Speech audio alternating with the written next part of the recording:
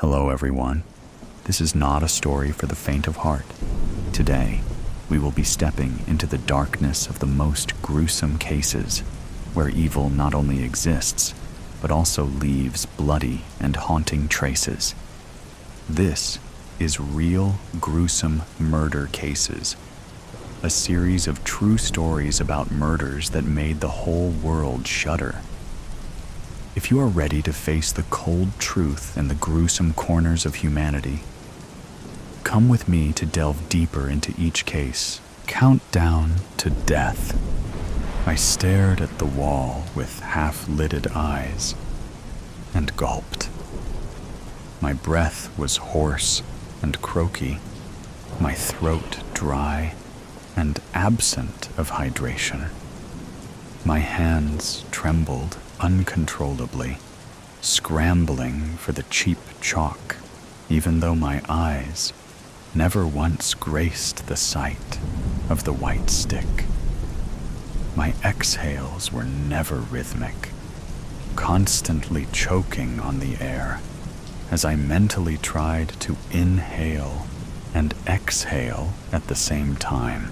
I looked at every line drawn individually, memorizing what each meant to every detail of the messy scratch. There drawn were tallies, 42 singular ones, 8 full ones, with 2 to spare, to be exact. Each resembled each day I was kept here, in this hell. And they were slowly counting down to the inevitable release. I had 3 more weeks to fully understand my limited time here. My eyes suddenly widened as I let out a scream of terror, a scream that my fellow prisoners were very accustomed to. A scene of trauma washed over my eyes and sent my body crashing down onto the floor in pure fear. A sense of panic overwhelmed me, and my body began to sweat. All my movements henceforth were uncontrollable and predicted by the past. My emotions were painfully drowned by regretful memories that I begged to forget. I could only watch as my gravest mistake haunted me once again. "Paulette!" a gruff voice called, alerting me and distracting me from my duties. Paulette Ann Hadley. That's me. Short blue hair and matching piercing eyes. I'd dream about how they held the essence of the pure sky. But those thoughts were the only fantasies that I used to distract me from the life that I dreaded so much. Then again, I was very far from pure, even before the incident. "Paulette!" they shouted again after only a few seconds of waiting. Impatient as always, incompetent as always, the voice belonged to my master, the Earl of Daventry, Sir Peter Holmes, a sorrowful old man who spent his seemingly endless days laying in his bed or sat in his office, scoffing his face with the fatty meals the chefs were forced to cook to fulfill his never-ending stomach. He ate his feelings. I'd feel sorry for him if he weren't such a bastard. "Paulette!" he screeched for the 3rd time, all in the span of 20 seconds, so loud that I saw the family of mice that lived in the corner of the laundry room scurry across the dusty cobblestone floors in fright. I rolled my eyes in frustration and slapped the grungy old rag I used to clean the counter into the rusty steel sink. I tightened my apron, and smoothed out the traditional maid's dress, all while cursing to myself in irritation. My uniform was nothing out of the ordinary for a low-classed maid like myself. Black and white, all the way through, of course. A short black dress with a white apron, white stockings, and black buckled shoes. I hurried up the grand staircase of the large Daventry estate, my feet thanking me for gifting them of a different surface to stand on that wasn't rough, uneven stone. Luscious carpet was certainly a lovely change from grubby concrete. Reaching my master's doors was something I was always dreaded because of what lay on the other side. I pressed a hand against the shiny wood, recently dusted and glossed by yours truly. The smooth touch of the spruce was nice against my sore and worn fingertips. Master, I greeted with a sickly sweet tone, a forced smile painting my features. I could almost feel my left eye twitch in pent-up hatred. "Paulette!" he roared, his voice deep and gravelly. He was laid down on his satin sheets that held many empty plates and cups from the meals I had brought since this morning. They were already piling up. This sight was nothing new to me. This is what I spent my life's work on. This is what drove me insanity. A plate mounted with Victoria sponge cake rested on his rising and falling stomach. Oh, how I wanted to rip it open. "Yes, master?" I repeated, my voice bearing the same bittersweetness as every phrase that escaped my lips directed to my mortifying master. "I don't pay you to lounge around. I have been waiting for hours," he scolded, only to choke on a strawberry that had been layered between the sponge. Bits of red fruit spewed out into the air and dirtied the satin sheets with spit and berry. I cringed at the sight, but tried to contain the look because of the presence of my judgmental master. I enjoyed watching him struggle. "I was just finishing up the washing, master," I responded simply, never giving him the gift of eye contact. "I don't care what you were doing," he snapped with a snarl.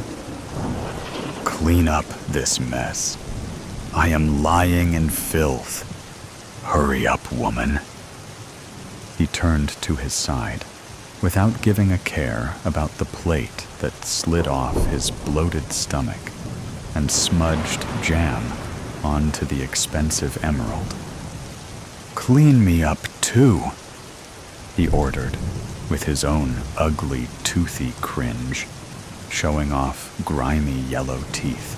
I rolled my shoulders backwards and relaxed my joints in a desperate attempt to contain my rage. I took 3 deep breaths through clenched teeth and slowly walked over to my master, my anger increasing with every step. I piled the empty plates into stacks and balanced them on my forearms to get the task done in one go and get away from my master as soon as possible.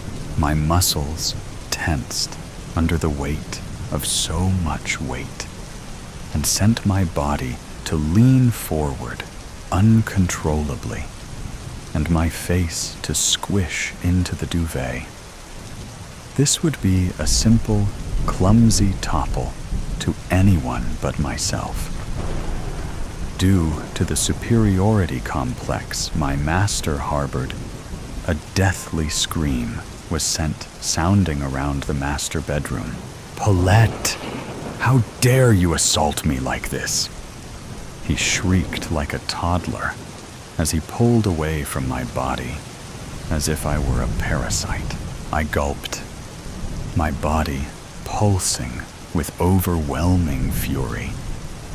My breaths became hollow and uneven, my lungs aching at the lack of oxygen I provided. Sorry, I stuttered, my voice dipping from a forced sweetness to a deep sarcasm. A sore cough followed my words, and a ripple crawled up my spine like a wave of violent anxiety washing over me without placing my eyes upon it. My fingertips grazed the blade of a knife covered in grease. My eyes widened, and all of a sudden, my movements were prioritized over my thoughts.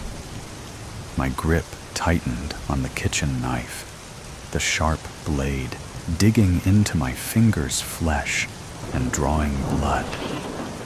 The red liquid sunk into the satin and stained the fabric. But that was no problem, as lots more blood was soon to follow after. I let out a whimper as pain soared through my nerves, but I paid no matter. My only mind's focus was on the man who stared at me in confusion and growing anger. I couldn't care less about his emotions because they soon morphed into ones of pain and shock as I stabbed the tip of the knife into his belly. I pulled my hand off the blade and smeared my blood onto his naked stomach.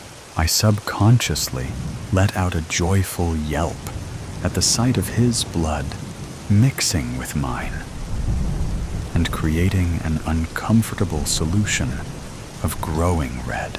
I pressed my uninjured hand against the wooden handle of the knife and pushed the blade further into my master's stomach. I hastily pulled out the deadly weapon and plunged it back into his stomach.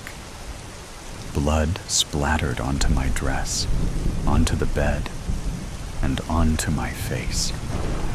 I repeated this sequence several times, the knife constantly going in and out of the body and splashing blood. With every cut, more blood seeped and deepened the stain on my usually perfectly clean apron. My face was now smeared in the metallic-smelling liquid and was dripping down my chin as if I were slurping soup, but missed my mouth. Master died after just a few stabs due to bleeding out and contagious infection. But that didn't stop my excitement. I sliced as much flesh as I could, covering as much surface area as I could, and slathering it with fresh, pungent blood. I made sure not to leave any area untouched with my bubbling rage. My lips twitched as a laugh escaped my throat, choking on itself and departing in the form of an evil cackle. I doubled down in laughter as pure ecstasy ran through my veins. I bounced on the expensive bed and headed towards the limp head of my master.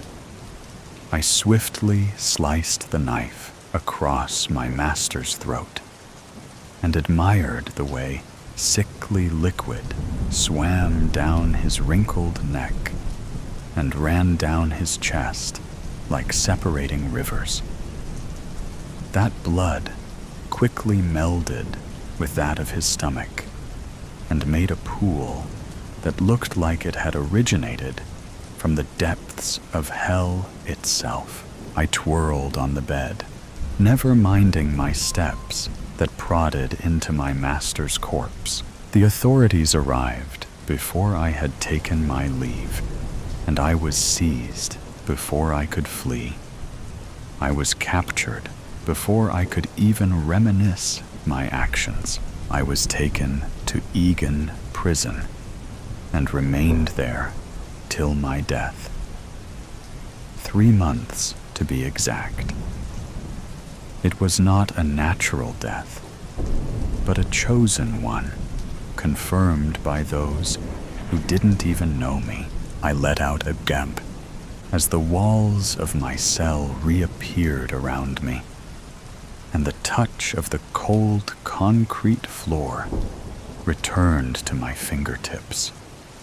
My eyes widened as I took sight of the clean wall in front of me.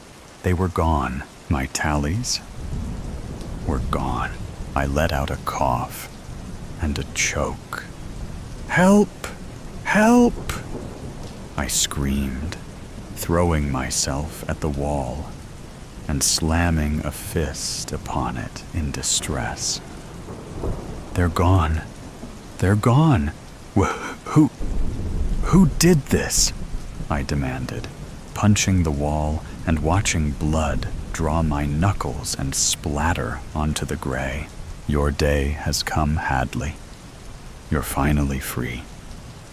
A voice mused, their tone echoing throughout my secluded cell. "What?" I gaped, blinking like a confused dog. "Free? Well, free from life, of course." They chuckled maliciously, taunting me with their freedom. I chose not to turn towards the guard that addressed me so rudely.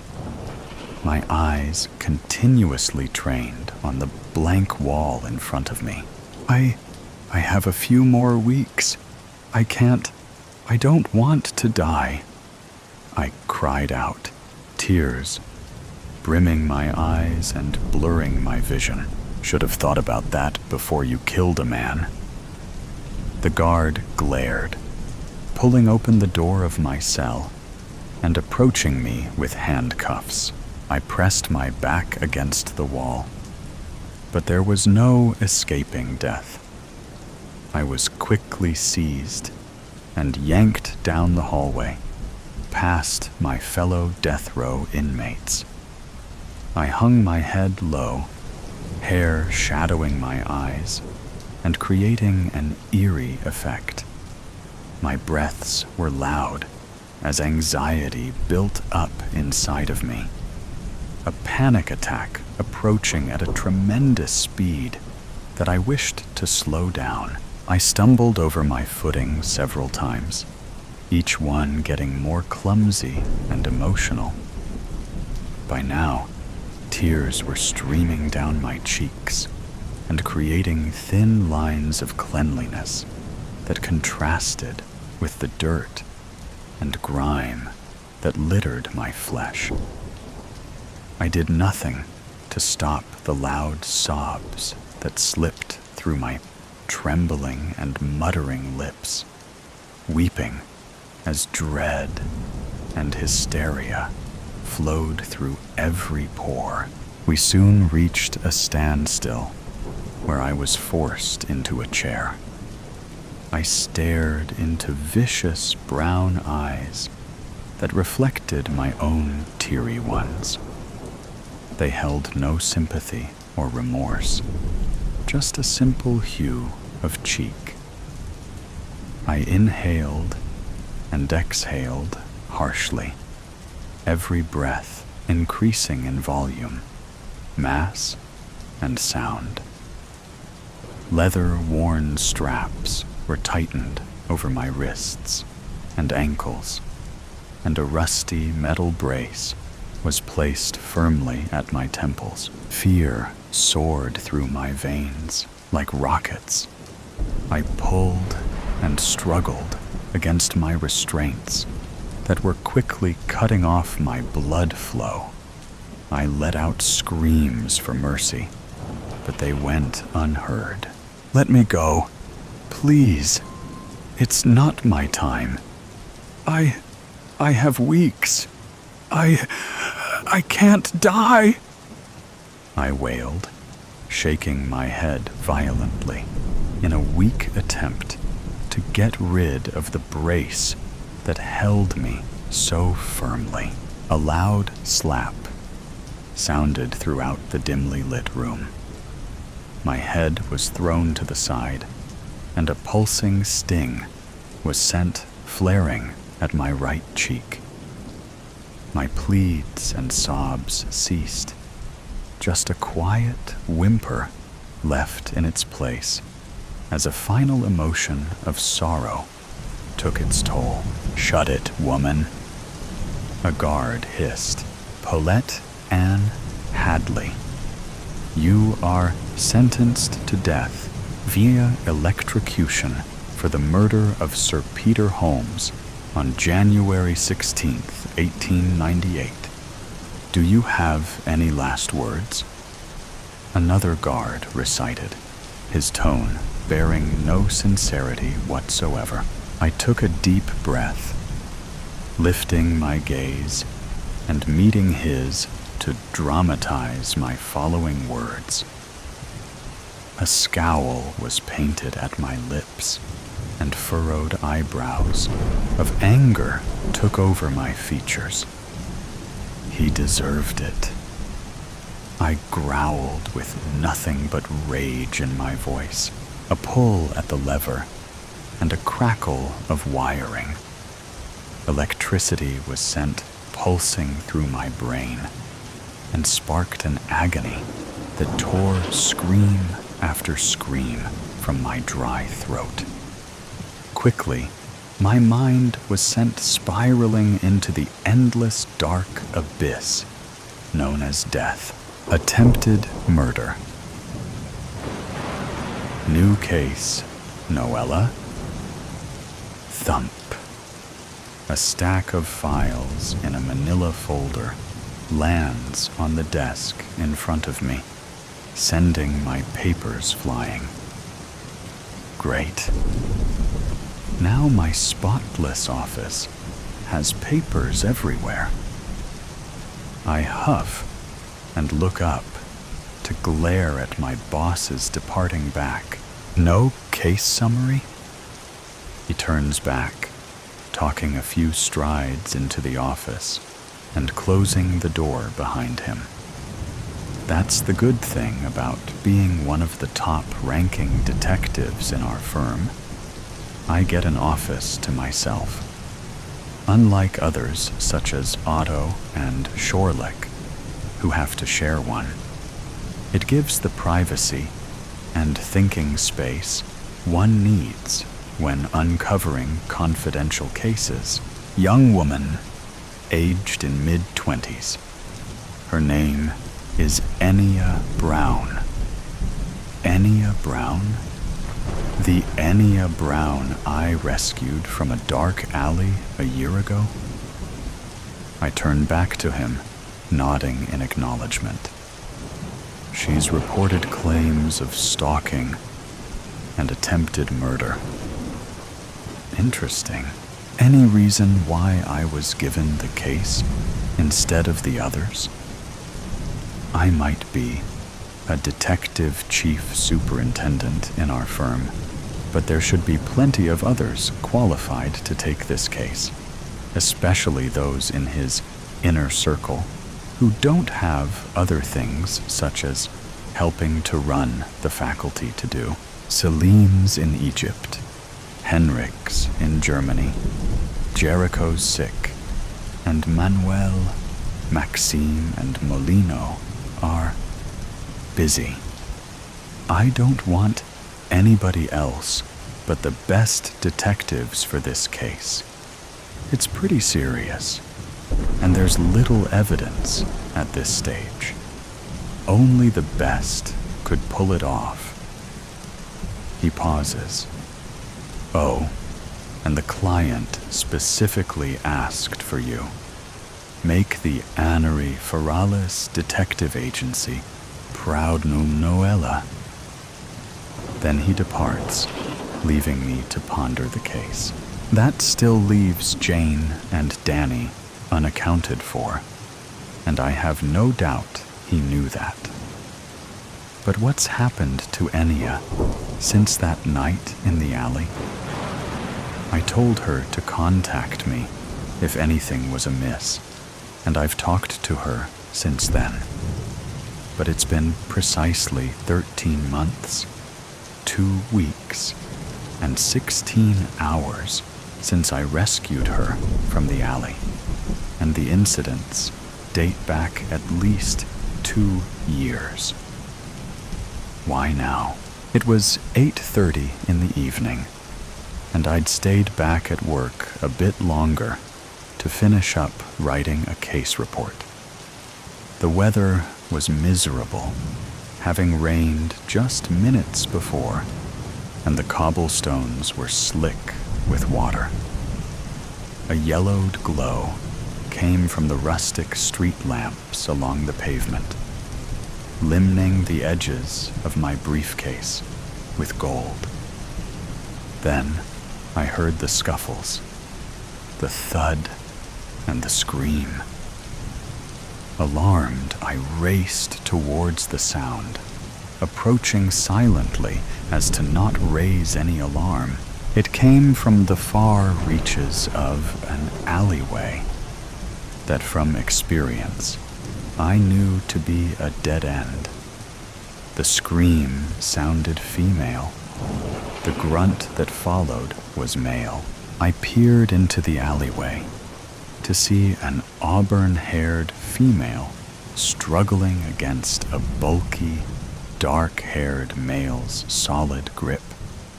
She was pinned to the wall, and the brute was touching her in awful places, pulling at her clothing and drawing a dagger as she fought back. She stilled at the sight of the knife, and knowing her chances were slim, I slipped silently down the alleyway. Within moments, I had my arms around the brute's neck and a foot hooked behind his ankle. He slashed with the knife, and without a second thought, I'd kicked it from his grasp. With the brute pinned on the ground and his neck held in submission, I choked the air out of his lungs, enough to render him unconscious, but no further. Quickly, I picked up my briefcase, glancing up to the young woman before me. She still hadn't run. "Are you all right?" "I'm okay, I suppose. Thank you." She looked away down the alley. "Will he be okay?" "He's just unconscious. He'll wake up in a few minutes, so we should head off. Do you need somewhere to stay?" She shook her head, but her eyes were distant. I shouldered off my coat, wrapping it around her shivering form. "Come on, girl. Let's get you somewhere safe. We'll get you nice and warm." Within 5 minutes, I directed her to a nearby hotel, had her swaddled in blankets and a cup of hot cocoa before her. She was too shaken to ask her any questions, but I could only assume what had happened. I remained with her for as long as I could, heading off home before my flatmate would worry about me. As I stood to leave, I retrieved a business card from my briefcase. "If you need anything, hun, just give me a call. I'm happy to help anytime you need it." I slipped it onto the table in front of her and quietly let myself out. The card on the table before her read DCS. Miss Noella Anderson, Anari Ferrales, Detective Agency, PH. 0427738813. Email noella@afta.org. Peeking my head into Skorlik Kuhn and Otto Schuster's office, it comes as no surprise that Otto is playing video games, and Skorlik is sitting on the windowsill reading a book. New case, fellas. Briefing in my office in 10. An acknowledging grunt from Skorlik. But I'm in the middle of the boss level, Noella. If you make me go now, I'll lose all my progress. Otto whines. Suck it up, Otto. I've given you 10 minutes. That's enough. You shouldn't be playing video games anyway. You know that. He whines again, and I leave them to their activities, returning to my office. 10 minutes later, Skorlik enters my office, dragging a sullen Otto behind him by the wrist. We discuss the case, examining the details given and the evidence provided, both photographed and in hard copy. Skorlik and I figure out a plan forward, while Otto sulks. He'll confirm the DNA sample, while I trace emails and calls to Enya. Then we'll interview neighbors and retrieve security footage. Then assemble the evidence and incriminate the offender. What did you find? I ask my co-workers. DNA specimen confirmed, Skorlik says curtly. Insights, Mr. Kuhn. There were a few sets of DNA on the letter, including Enya's own, but I narrowed down the suspect list to 2 brothers, Avery and Scott Lancaster, and another man called Jeremiah Hayes. They're the ones that fit Miss Brown's description. Mr. Hayes is suspected to be a friend of the 2 brothers. He could be involved with the case. Skorlik Kuhn sights back at his chair and glances at Otto Schuster, the other detective on my team for this case. Anything new, Mr. Schuster? Quit the formalities, please. Nothing new, but I have a question. Skorlik, were both brothers' DNA on the letter? Indeterminate. Why? Unconfirmed. Well, I personally think the brothers are twins. Just saying. Any evidence, Otto? No. Search the database, though. I get the feeling they are. I search the database, and sure enough, they're twins. Paternal twins at that. Huh. Look at that. Otto was right. They're identical twins, which explains why it's determinate. They have the same DNA. Skorlik nods, and Otto grins smugly. Well, fellas, guess we have our list of suspects. I traced the anonymous threat emails and calls to Miss Brown, to Avery Lancaster's house, and areas that he's reportedly visited. Oh, and it's not listed in the case. But after she was cornered in the lane, the ID card was found on the unconscious man, and it said, Avery P. Lancaster, precisely the person all our other evidence has pointed to. Other evidence, such as him being one of Enya's ex-boyfriends, and being one of Enya's suggestions of the suspect. That Avery guy must be some sort of creep, considering the things on that file, Otto commented. I wonder what his middle name is. Peter? More like P for psychopath, I mumble under my breath. Psychopath starts with S, idiot, Otto says, turning to Skorlik. He puts his hands up, trying to tell Otto it wasn't him, but Otto gives him a skeptical look. Dumbass. It starts with P. Skorlik mumbles, glancing back at me. Meeting over. I get up to leave as they start to squabble. Psychopath starts with P, Otto. You should have learnt that in high school, I say, leaving Shorlick's relieved face and Otto's infuriated expression behind me. Walking door to door in Avery Lancaster's neighborhood, Skorlik, Otto, and I have found very little. The young family that lives across the road said that he's a nice guy that tends to keep to himself, but they'd only moved in recently, so could not provide much detail. The lesbian couple and the old man living either side didn't know anything of interest. Overall, there wasn't too much evidence that they could provide, but they agreed to let us view their security feeds that had a view of his house. That only leaves interviewing Avery himself. Knock, knock.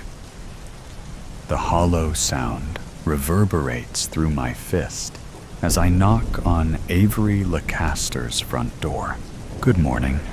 Is there anything I can do for you? Avery's puzzled face steps out from behind the door. Yes, sir.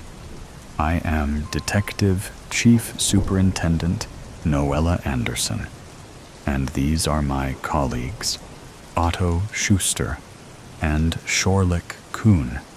We would like to talk to you for a minute, if that's okay with you? Of course. Is anything wrong, miss? He looks genuinely oblivious and concerned, and I'm nearly convinced he could be a great actor. We'll speak inside, please. Was it my brother? I told him that rock adventure was a bad idea. I raise a brow. Your brother is fine. If we may? He lets us in, leading us through impeccably neat rooms and into the dining room. It's business time. Do you know why we're here, Mr. Lancaster? If it's not my brother being a doofus, then no, I don't. Should I know? Perhaps. We are here to ask you a few questions about Enya Brown. Brief pain flickers through his expression. Is Enya okay? He says, barely a whisper. Considering what's been happening in her life lately, she is doing rather well. You wouldn't happen to know anything about her recent activity, would you? No, I don't. I haven't spoken to her since we broke up, and I haven't seen her since. Interesting. Did you know that she's filed a case for stalking and attempted murder with the AFDA? What? You are the prime suspect, and all the evidence leads to you. So if you could tell us the truth, that would be greatly appreciated. He nods. Now tell me again, when did you last see her? About 2 years ago. We went out with a few friends, but I didn't really talk to her. It was still awkward from the breakup. Right. Was anything of notice said? Scott said she was hot. Enya ignored me most of the evening. But no, nothing of notice. Now why did you and Enya break up? She was going to study overseas, and my grandmother had just died, so the timing wasn't great for either of us. It pained us both greatly, but we knew it was the best for both of us. Neither of us have been in a relationship since, at least as far as I'm aware. Would you be jealous if another guy showed interest in her? No? I would respect Enya's decision to move on. She deserves to enjoy her life. Oh, come on. Otto bursts out. Quit the sappiness. If you haven't seen her in 2 years, then explain why 1 year ago she was attacked in a dark alley by a man fitting your description, wielding a knife.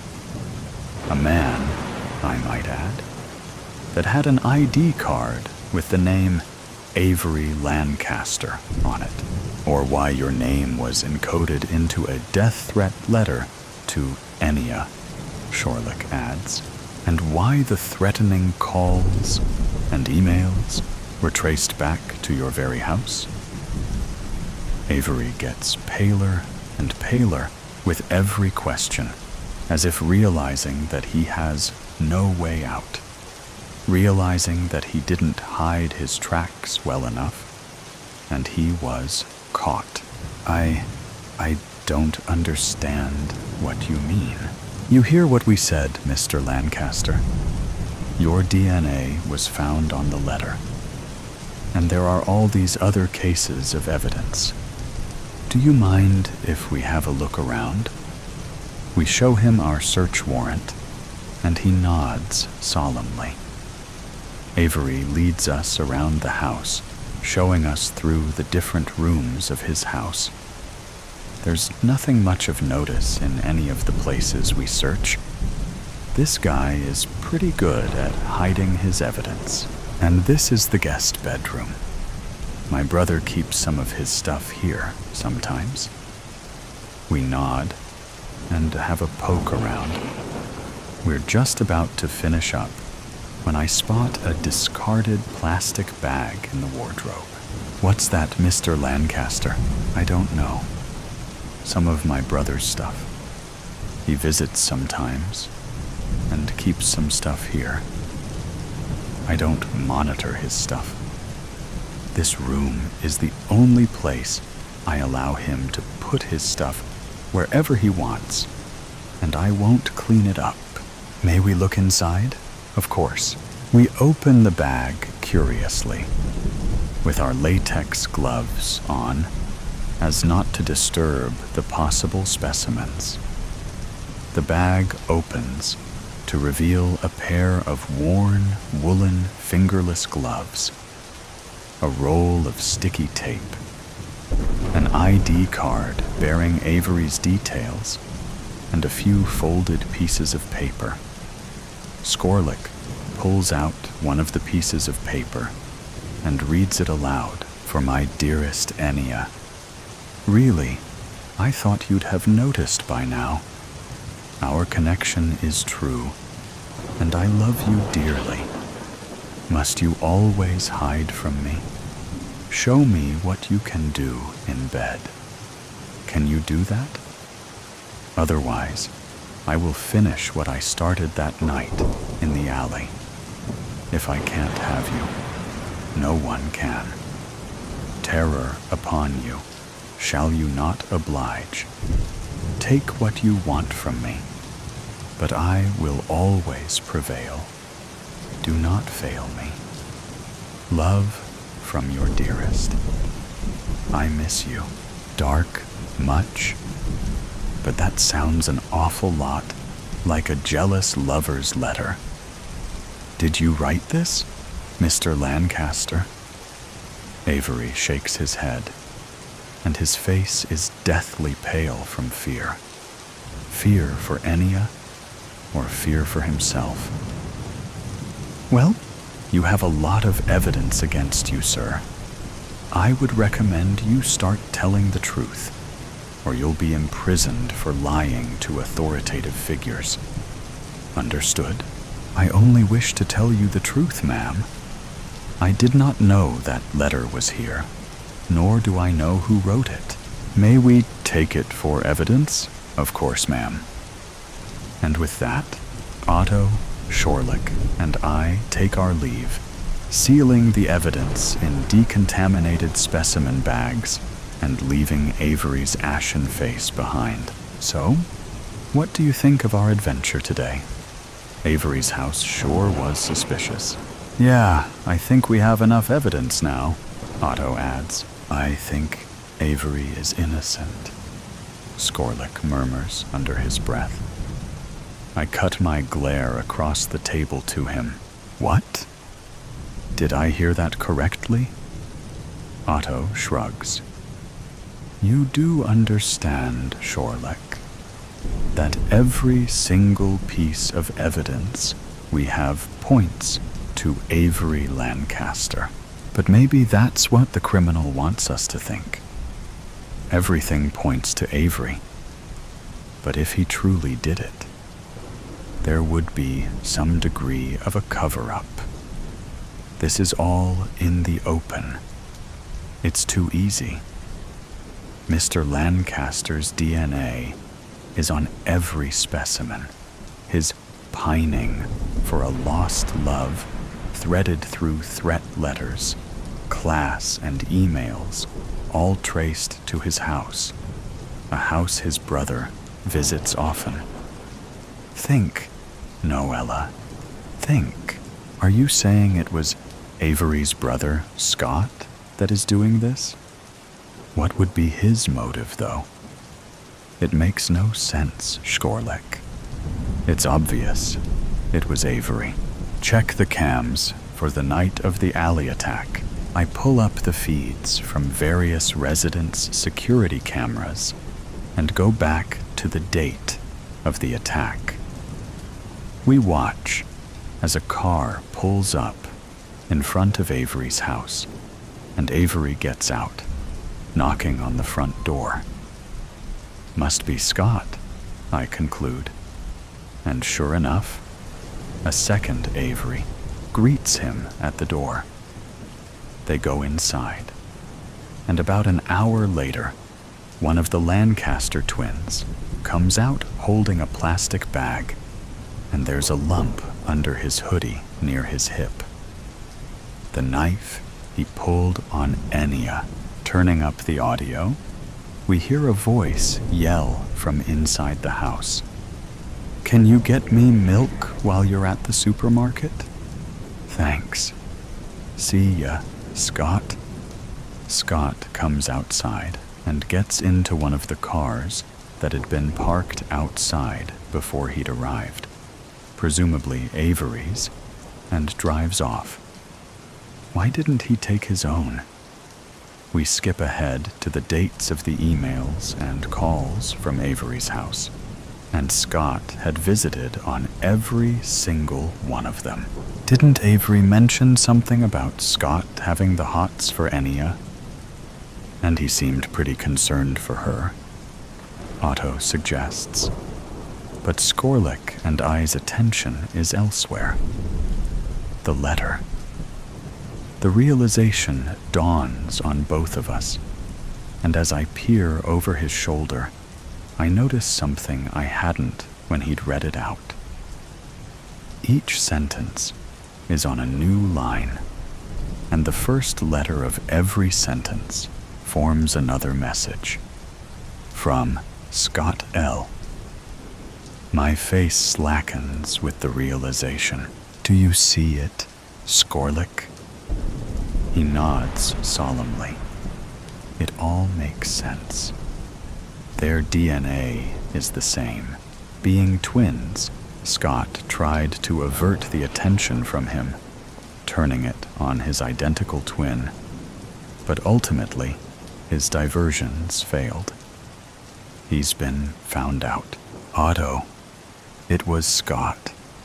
The letters and the ID card prove it. It was Scott, I murmur. So it was actually Scott C. Lancaster, the evil side to his angelic brother Avery, Otto says in an exaggerated, scheming voice. Seems to me like his initial was a foretelling. C for criminal. He smirks, and we all burst out laughing, the relief enveloping me that Enya would finally be safe and that we'd done it. The Rolodex robbery.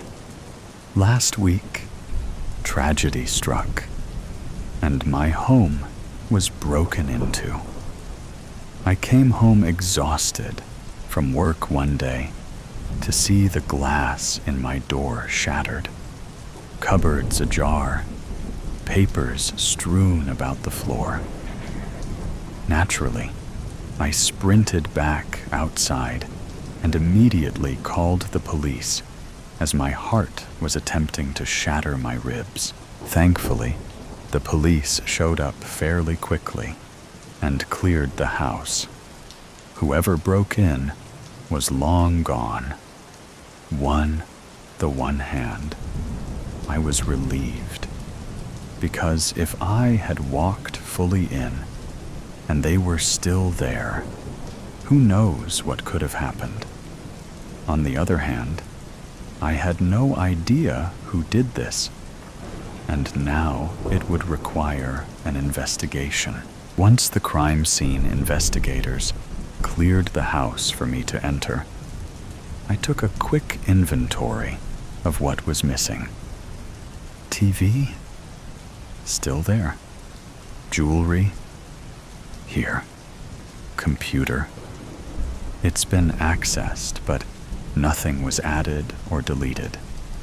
Any major items of worth were still there, but I still had one more place to look. I went into my kitchen and checked the false bottom in the cupboard underneath my sink. My heart splattered into the floor when I saw that the safe that I normally kept there was missing. There was a giant, gaping hole in the dust where my super secure safe used to be. "Officers, officers," I cried. "I know what's missing. I know what they were after." One of them flipped to a new page in her notebook. "Okay? What is it?" "My family's secret recipes. They were all in a Rolodex that I kept in a triple-locked safe that was hidden underneath a cupboard." The two police officers shared a look. "Recipes? That's what all this is about?" I took a breath. "Yes, I know how it sounds. You need to understand that my family has been the top champion in every local, regional, and state bake-off for the last 10 years. I come from a very long line of exceptional bakers, and I'm willing to bet that if it came down to it, someone would kill for these recipes." Neither officer looked particularly convinced, but they wrote down my statement anyway. "All right, Ms. Norman. We'll analyze our evidence and start on the investigation. We'll get back to you if we get some answers." The police finally cleared out of my house, and I was left with the wreckage of the break-in. For the next 4 hours, I swept, wiped, mopped, and tried to get rid of any sign that someone had broken into my house. In doing all that, I had time to think. Chances are, it'll be a while before I get any answers. If I get any answers, I might just have to take matters into my own hands. Pouring myself a cup of tea, I sat at my kitchen table, staring at my sink. Who would know where I keep those recipes? That's not a particularly obvious spot, and I haven't told many people about it. I haven't told many people about it. At that moment, I came up with a particularly genius plan, if I do say so myself. There are a select few people that are aware of not only my family's recipes, but also that hiding spot. That narrowed my suspect list down to 3 people: Julia, Angel, and Cameron. They're all my friends to an extent, but we met through a baking competition last year and bonded over our competitiveness. Normally, they're good people, but when it comes to baking, the gloves are off. I wouldn't put it past one of them to steal my recipes to give their holiday desserts an edge. Sitting at that table, I kept tapping my fingers in thought. The annoyance at both myself and the intruder settled deep in my stomach. I didn't mean for any of them to see that spot in the first place. I was cleaning up before they came over and had my headphones in, so I didn't hear them knock or come in. Honestly, them just coming in when I didn't answer the door should have been a red flag right there. Maison, I had just put the Rolodex away after returning a recipe to it when I turned around to find the three of them standing in my kitchen. After that, I should have just moved it. But at the time, I didn't think any of them would go as far as to break into my own home. I'm just glad my daughter wasn't home for any of this. Kate thankfully left yesterday to go a college friend's cabin for the week. I don't know what I would have done if she was here when the intruder broke in. Like I told the officer, people would kill for those recipes. Anyway, back to my plan. I figured that if I could get everyone together for a cookie swap, whoever stole my recipes would be almost certainly arrogant enough to try to outdo everyone else using one of them. Betcha they think that I haven't memorized every single secret ingredient that could distinguish those recipes. They would be wrong. The next day, I called all three of them, and we arranged for a cookie swap that Friday. I had 2 days to think about whoever is the most likely to steal my Rolodex and what kind of cookie I should make to destroy all of them. By the time the Friday of the swap rolled around, I had settled on an ooey-gooey, dark chocolate and peppermint cookie that had always been a hit of mine. What I hadn't settled on, however, was who the intruder could be. I had just pulled the last batch of cookies out of the oven when I heard the doorbell ring. I smoothed out my dress and put on my biggest smile before opening the door with the newly repaired window. "Hey!" I cheered. "Happy holidays!" Despite the freezing weather, they all smiled and greeted me in turn. I let them into the house and offered to take their cookies back to the kitchen. While they were preoccupied with discarding their bundles of layers, I snuck a peek at each of their cookies. Sprinkle-covered shortbread? Nope. We're not really a shortbread family.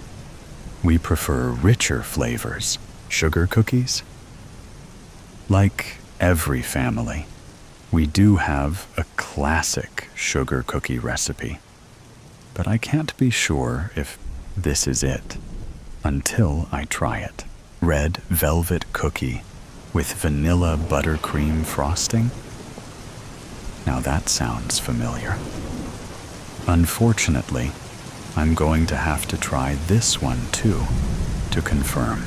I grabbed the wine glasses and tucked the bottle under my arm to join my guests in the living room. For the first few minutes, we just chatted about small nothings. The weather, the traffic, how good the wine was, blah, blah, blah. So, Grace, what's new? Anything exciting happen recently? Angel asked. Do I tell them to see how they react? Or do I test their reactions by not saying anything? Nothing much. Work is busy as ever, and I'm just preparing for the holidays with Kate. Christmas shopping, decorating, the Christmas card. You know, the works, I tried to say, as casually as possible. Julia nodded along sympathetically. I feel ya. Between trying to get presents and wrap presents and fighting with the in-laws, who are staying with us right now, by the way, without asking first, I'm absolutely swamped. She sounds a little too busy to be breaking into my house. Congrats, Julia. You're at the bottom of the list. And you, Cameron? What's going on in your life? He took a sip of wine. A much calmer holiday season than you guys, apparently. Jason and I are having a pretty quiet Christmas this year.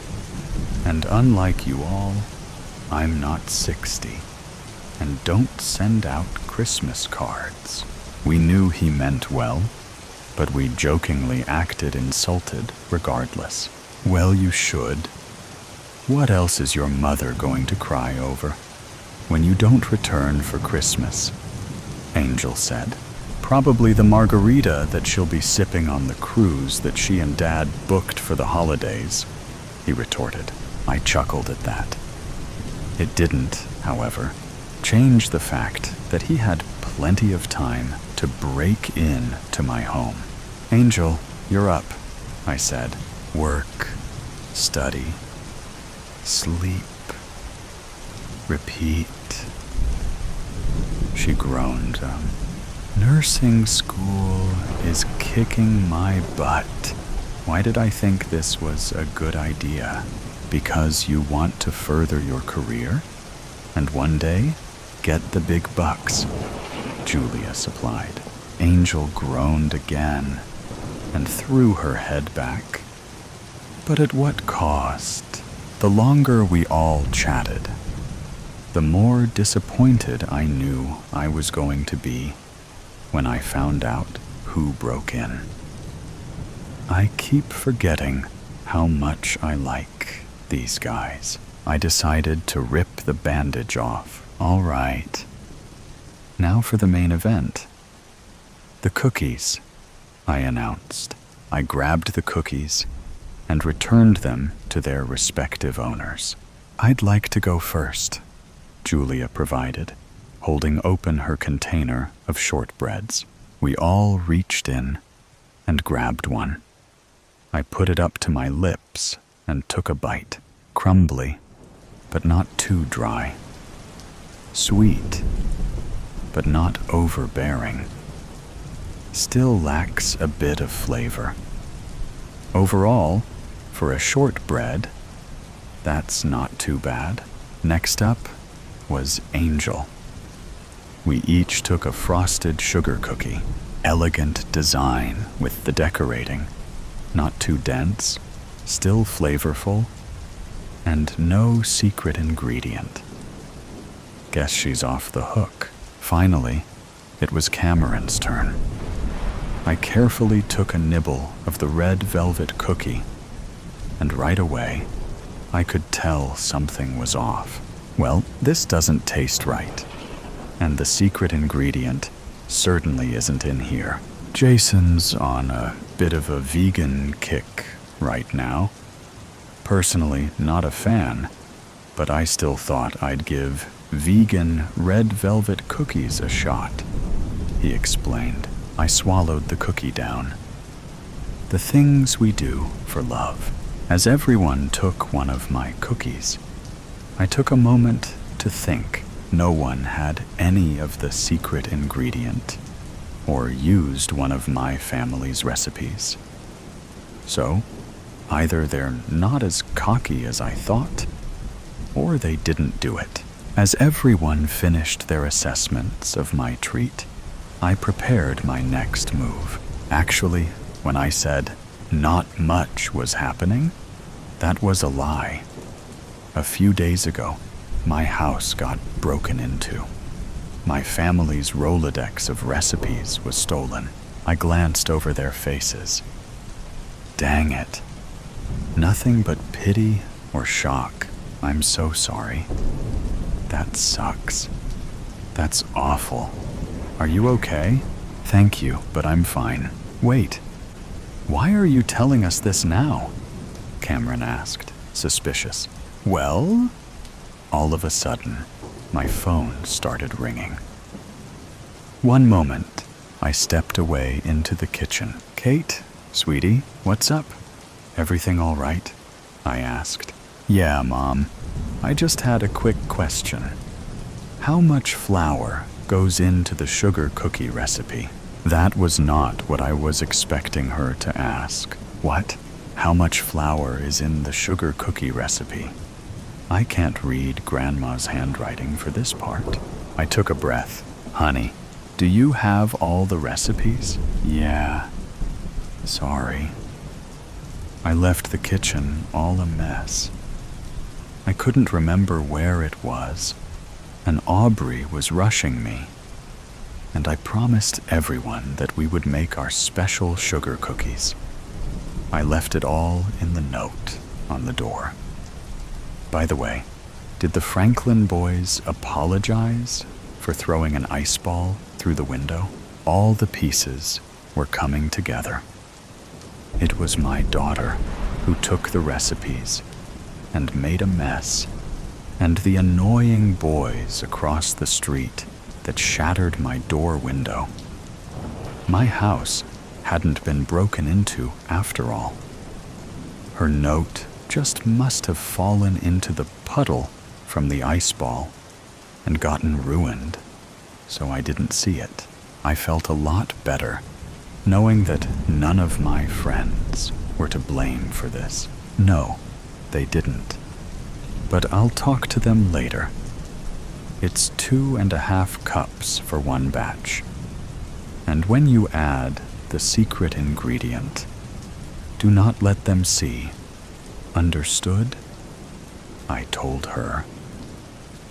And please, don't take the Rolodex without asking me again. Sorry, Mom. Will do. Thanks. Love you. Love you too, I said. Before hearing the tone, I came back out to the living room, 20 pounds lighter with that new information. Where were we? I asked.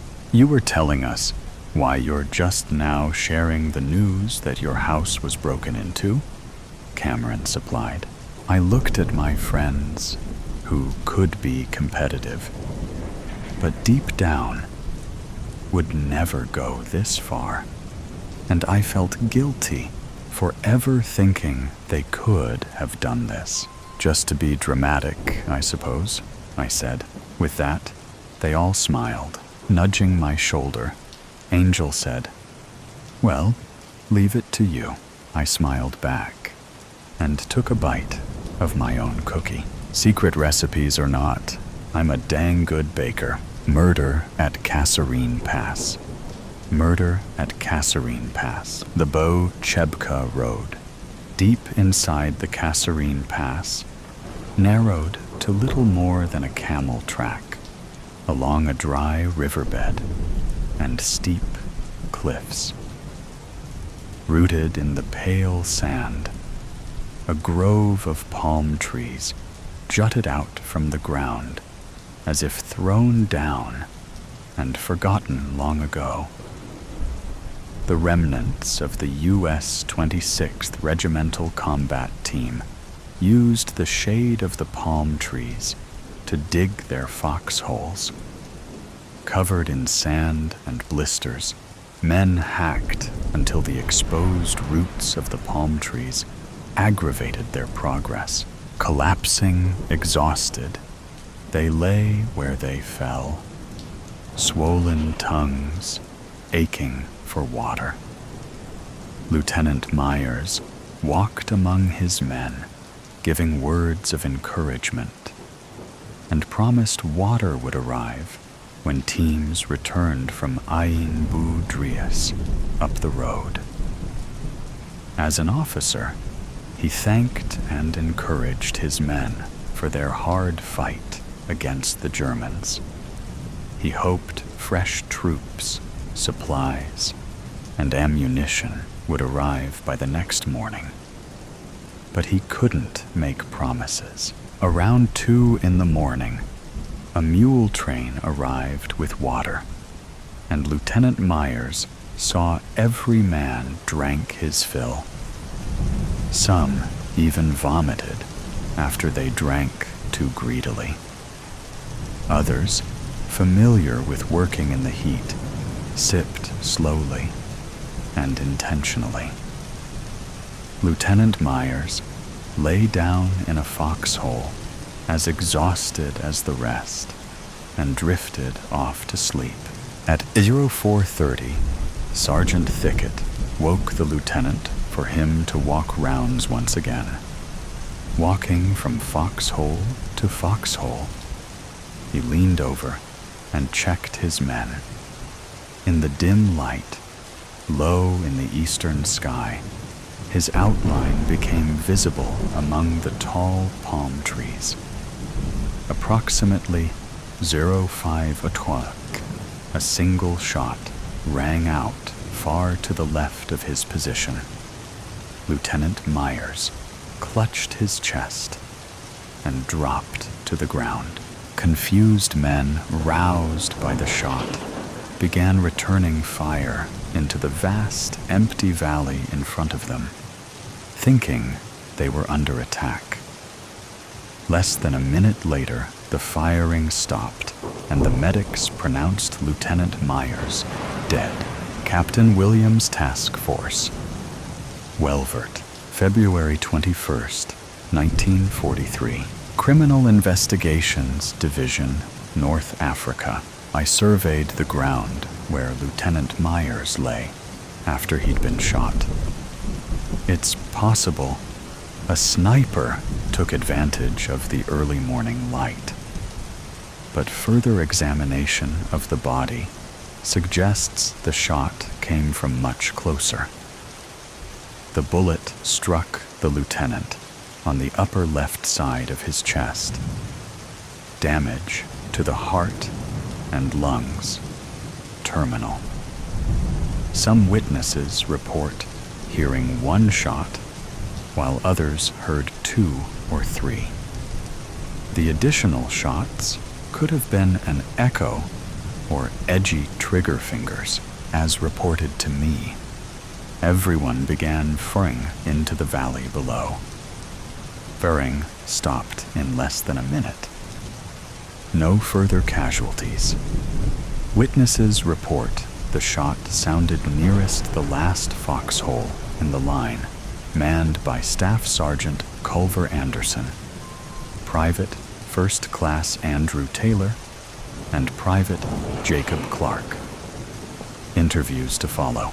Suspect, Staff Sergeant Culver Anderson. Staff Sergeant Anderson. Witness say they heard a gunshot this morning from your foxhole around 500, said Captain Williams. Did you fire that shot? Captain Williams said, challenging him. No, sir.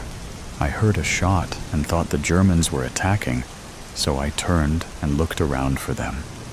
I didn't see anyone, so I jumped out of my foxhole and ran along the line and told everyone to stop firing. Sergeant Anderson leaned forward, waving his hands in innocence. We are already low on ammunition, and we'd need it later if the Germans did attack, he said. Were you aware that the shot fired killed an officer? Asked Captain Williams. No, sir. Not until the firing died down. Rumor spread it might be an officer. I found out later, just like everyone else. Sergeant Anderson said. Were you alone in your foxhole, Sergeant? No, sir. There were 2 men with me, Private Taylor and Private Clark. They were sleeping, sir. I had the last watch, said Sergeant Anderson. Are you sure neither of them were awake? and slipped away. Then maybe they fired the shot? Asked the captain. I'm sure of it, sir. I thought the shot came from behind me, and when I looked, I couldn't see anyone. It's possible a sniper hid on the hillside next to us. The sound of the shot may have been further beyond that, but these canyons are pretty steep. The explanation sounded plausible, but Captain Williams still didn't believe it came from the enemy. Captain Williams pivoted one last time and pointed a finger at Sergeant Anderson. Sergeant Anderson, don't play games with me. Our witness said it came from your foxhole. It had to be you, Private Taylor or Private Clark. Which one of you did it? Sir, I don't know who fired the shot or where it came from. All I know is, while I stood my post, I heard a shot. Sergeant Anderson said, more agitated than before. Captain Williams knew men like Sergeant Anderson. These were the men who would do all they could to protect a green recruit. He knew they'd cover for the new guys who were gun-shy or over-eager to shoot. The possibility of an inexperienced soldier with an itchy trigger finger shooting the lieutenant thinking he saw the enemy. It was possible. He knew he'd never get a confession out of this man. Men like this were a rare breed in the army. Sergeant Anderson, we've been at Bao Chebka Pass all of 18 hours. Everyone's tired after yesterday's fallback.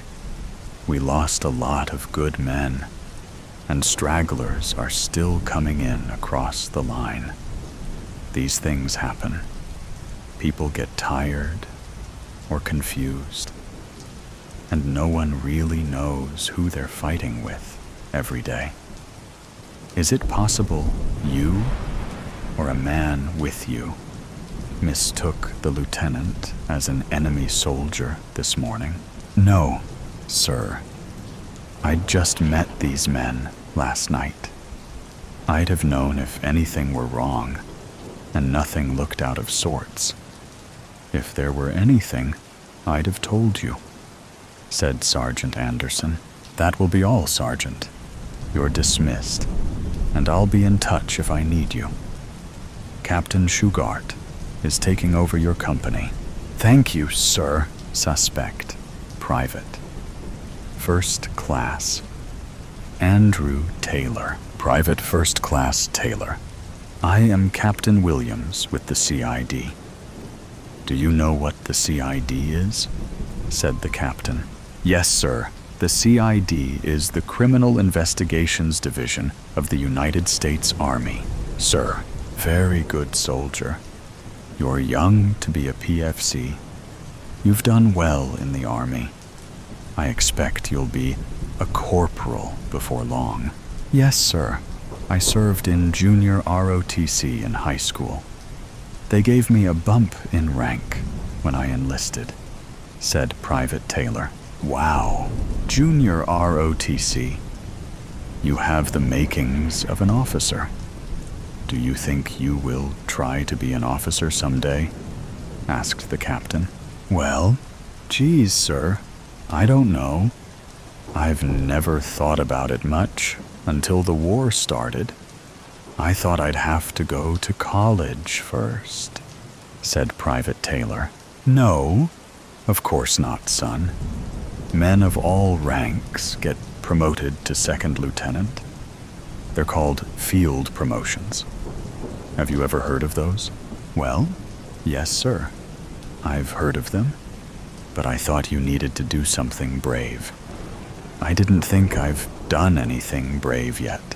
Well, Corporal, it takes a special soldier, someone with real leadership, to get promoted in the ranks, especially to the rank of officer. Captain Williams called him a higher rank to gauge Private Taylor's reaction. I'm only a private first class, sir.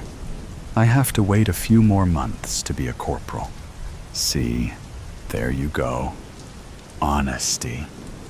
Honesty is an outstanding trait to have as a soldier. I think we should make honesty a prime factor in the field commissioning program. Don't you? Said the captain. Well, I think so, sir. I think it would be important, said Private Taylor. That's good, soldier. I'm really glad you said that.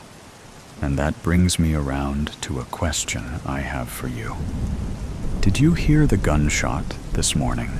Well, yes, sir. I heard it. Do you know where it came from? I'm not sure I know where it came from. It sounded nearby, but I couldn't be sure. I took the first watch and fell asleep around 2 a.m. You were sleeping. You had a rough day yesterday, and we lost a lot of good men. We lost another man this morning. What do you know about that? Yes, sir. It was a hard day yesterday.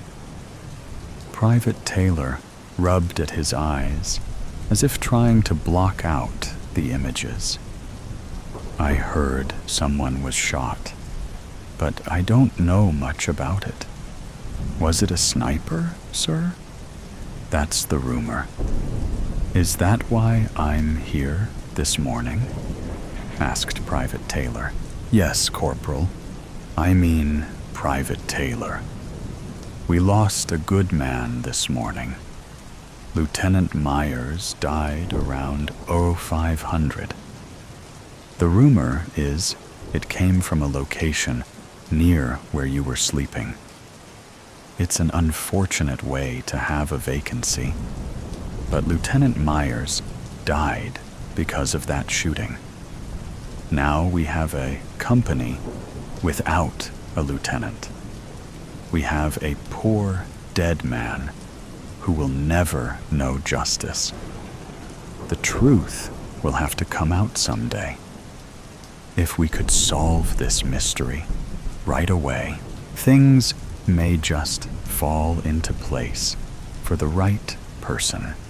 Maybe even a new second lieutenant could rise through the ranks. What do you think about that?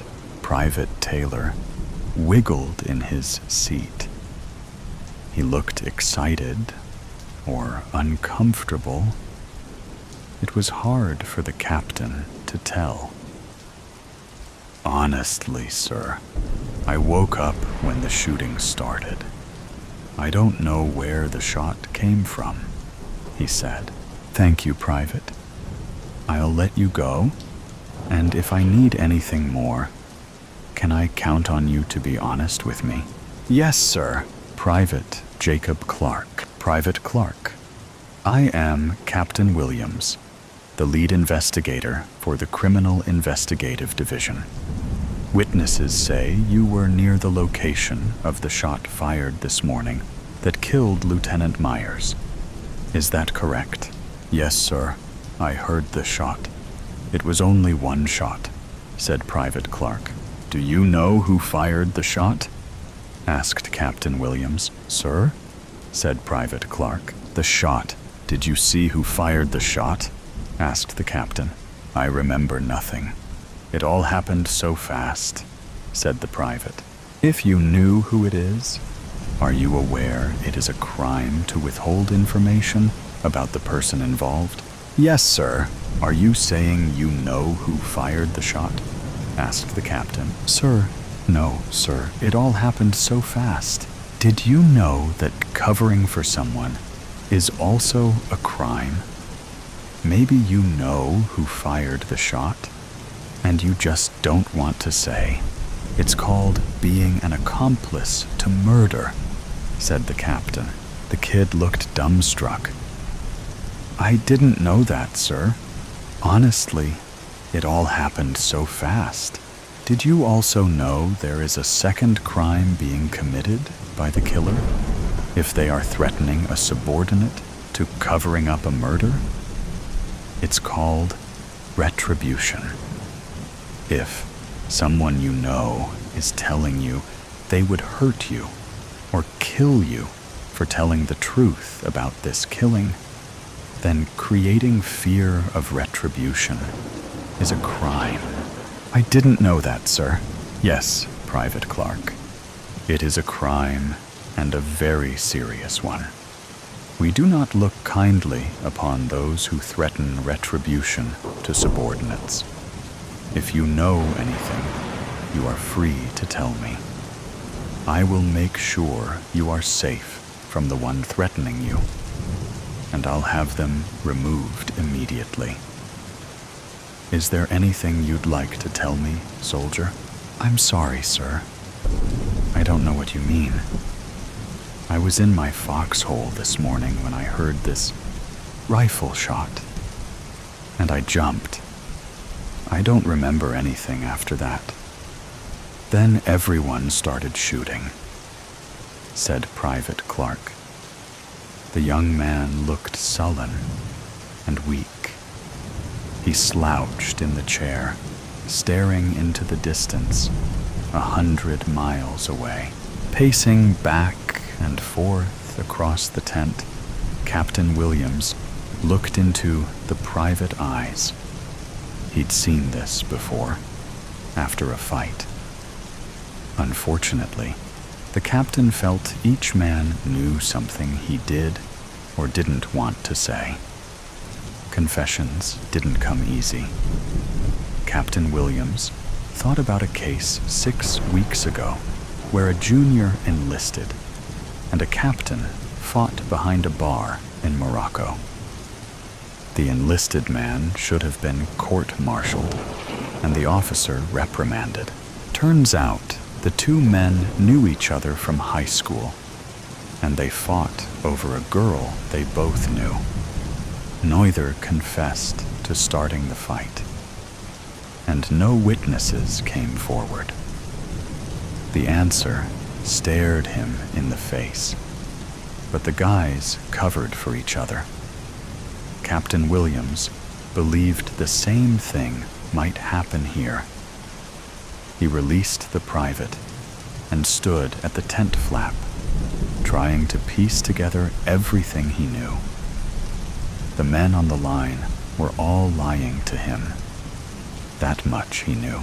Kasserine Pass, February 19th, 1943, as Rommel's 10th Panzer Division plowed through the defenses, covering the Kasserine Pass. The 26th Armored Brigade and the 26th Combat Team dug in along the canyons, running west towards Thala, Tunisia. The Americans put up stiff resistance, then withdrew. Hours of gunfire and hundreds of dead and dying littered the sand in their brutal retreat. Around 3,300 Americans were killed or wounded, and over 3,000 were taken prisoner. On the southern flank, Lieutenant Myers and the men of the 26th Combat Team held on as long as they could. Lieutenant Myers, we need to get those men out of those holes and behind the tanks, yelled Sergeant Anderson. Sergeant Anderson, you will leave those men where they are.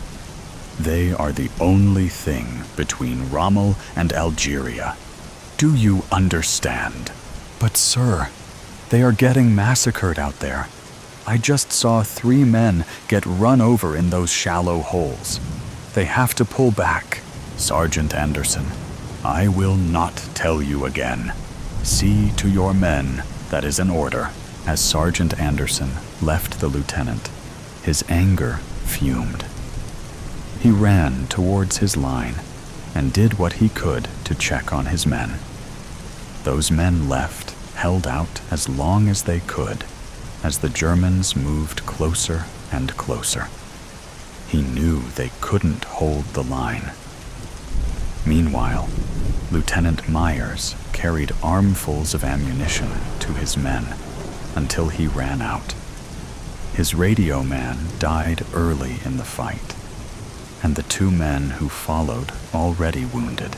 Grabbing the radio, he jumped into a crater and found a soldier lying on the ground.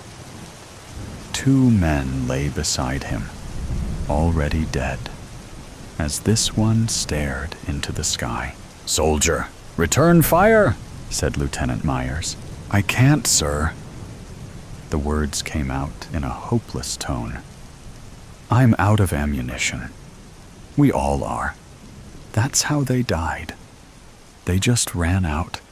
Then they got shot." The exhaustion was clear. The battle raged on, and everyone fought on as best they could. "Lieutenant, what do we do?"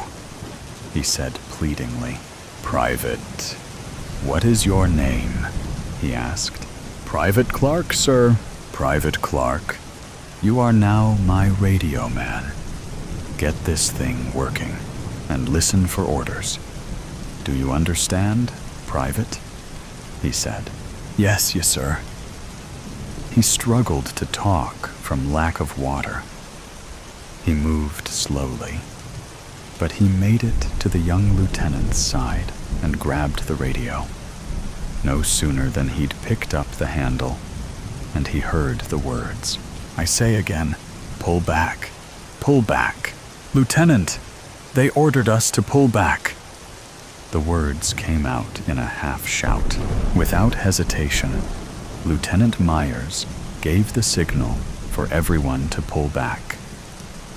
The Germans held nothing back that day. They took Kasserine Pass, and they intended to keep it. By nightfall, every man, not killed or wounded, pulled back to Buchebka Pass. The Germans came from the east, and Sergeant Anderson guided his men out of the fight. Lieutenant Myers directed them south and along the cliff walls. By midnight, they were digging in and waiting for reinforcements. "Private, get over here and start digging. 2 men per foxhole, all along this line. The rest of you follow with me," said Sergeant Anderson. "Sarge, when do you think we'll get some water?" asked a soldier. "I'm working on it, even if I have to take the lieutenant's canteen myself." All along the line, the remaining 110 men dug in and waited for anything that looked like help.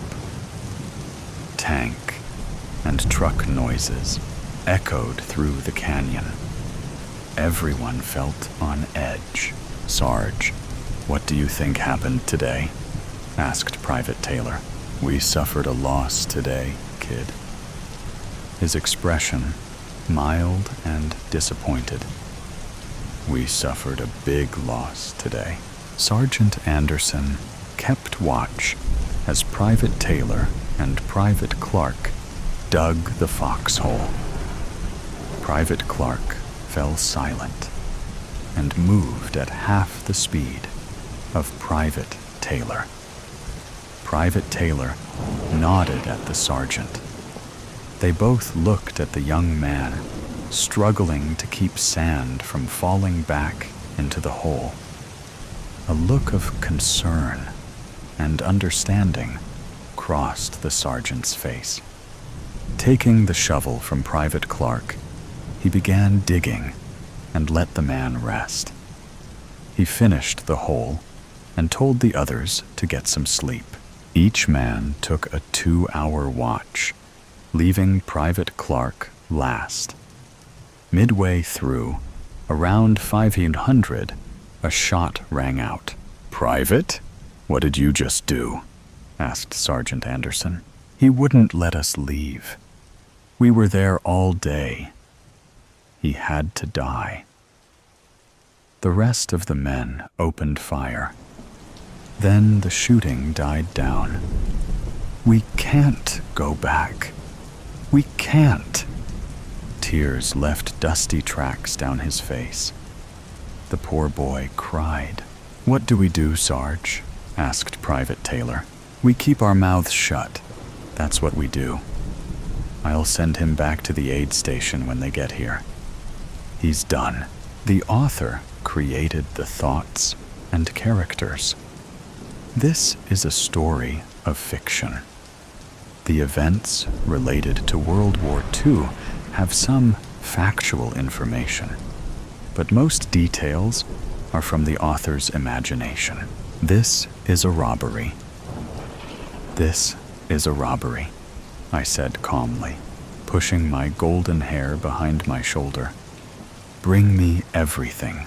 "Ma'am, Just do it," I told the bank teller firmly, giving him a look. It wasn't a glare exactly, more like one of those looks your mom gives you do something wrong. I wasn't threatening him. I didn't even carry a weapon with me. But he was going to do what I say. I stared into his gold green eyes with my baby blue ones, insisting he did what I asked. See, I didn't give orders. I never had to. People, especially men, just listened. This man, however, with his long black hair and mysterious green gold eyes, was stronger than most. He hadn't set off the alarm. He was considering it, though, his eyes darting to it nervously, then back at me. He scanned my figure, not with desire, but as if he was searching for the weapon I didn't have. We stood like this for many minutes, no one else taking note of what was happening. I studied him closely, deciding he was quite handsome. His nose was straight, and he had these beautiful dimple marks in his chinges and cheeks. His long black hair brushed his back, and he was several inches taller than me. Not that I minded. It was actually better this way. "Bring me everything," I repeated in a whisper. I urged him on, pushing him quietly with my gaze and stance. I wasn't pushy, but I was confident. No one had resisted me before. Why should I expect it to stop now?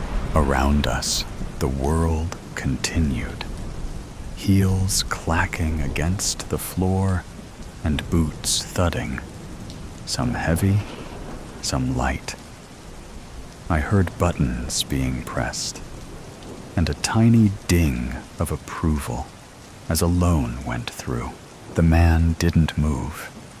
He looked at me seriously, considering my request. "Bring me everything," I repeated in a whisper.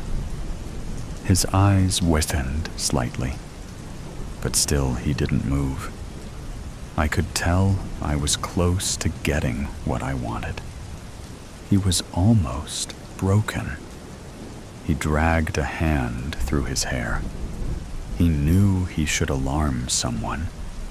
He didn't know if I had a weapon or not, or maybe he did. He glanced around, looking for anyone who might be an accomplice. Several burly, suit-wearing men stood around talking, occasionally glancing at me. Now they had desire in their eyes. I was a respectable woman, with curves in all the right places. I turned my hip slightly, just enough to show myself off. The man thought I was giving a signal, especially when one of the other men took a step towards us. I smiled one last time. "Please?" I added sweetly. The man left to get what I wanted. Everything.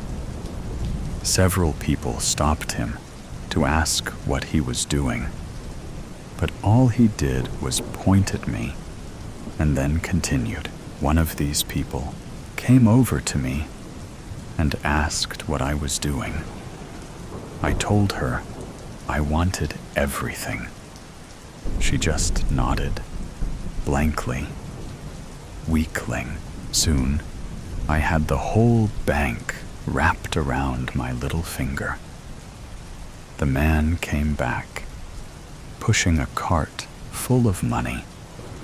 I peered inside and dug around, making sure they weren't tricking me. I glanced at the man and smiled at him seductively. He smiled back, winking. He was letting me know he wasn't under my control.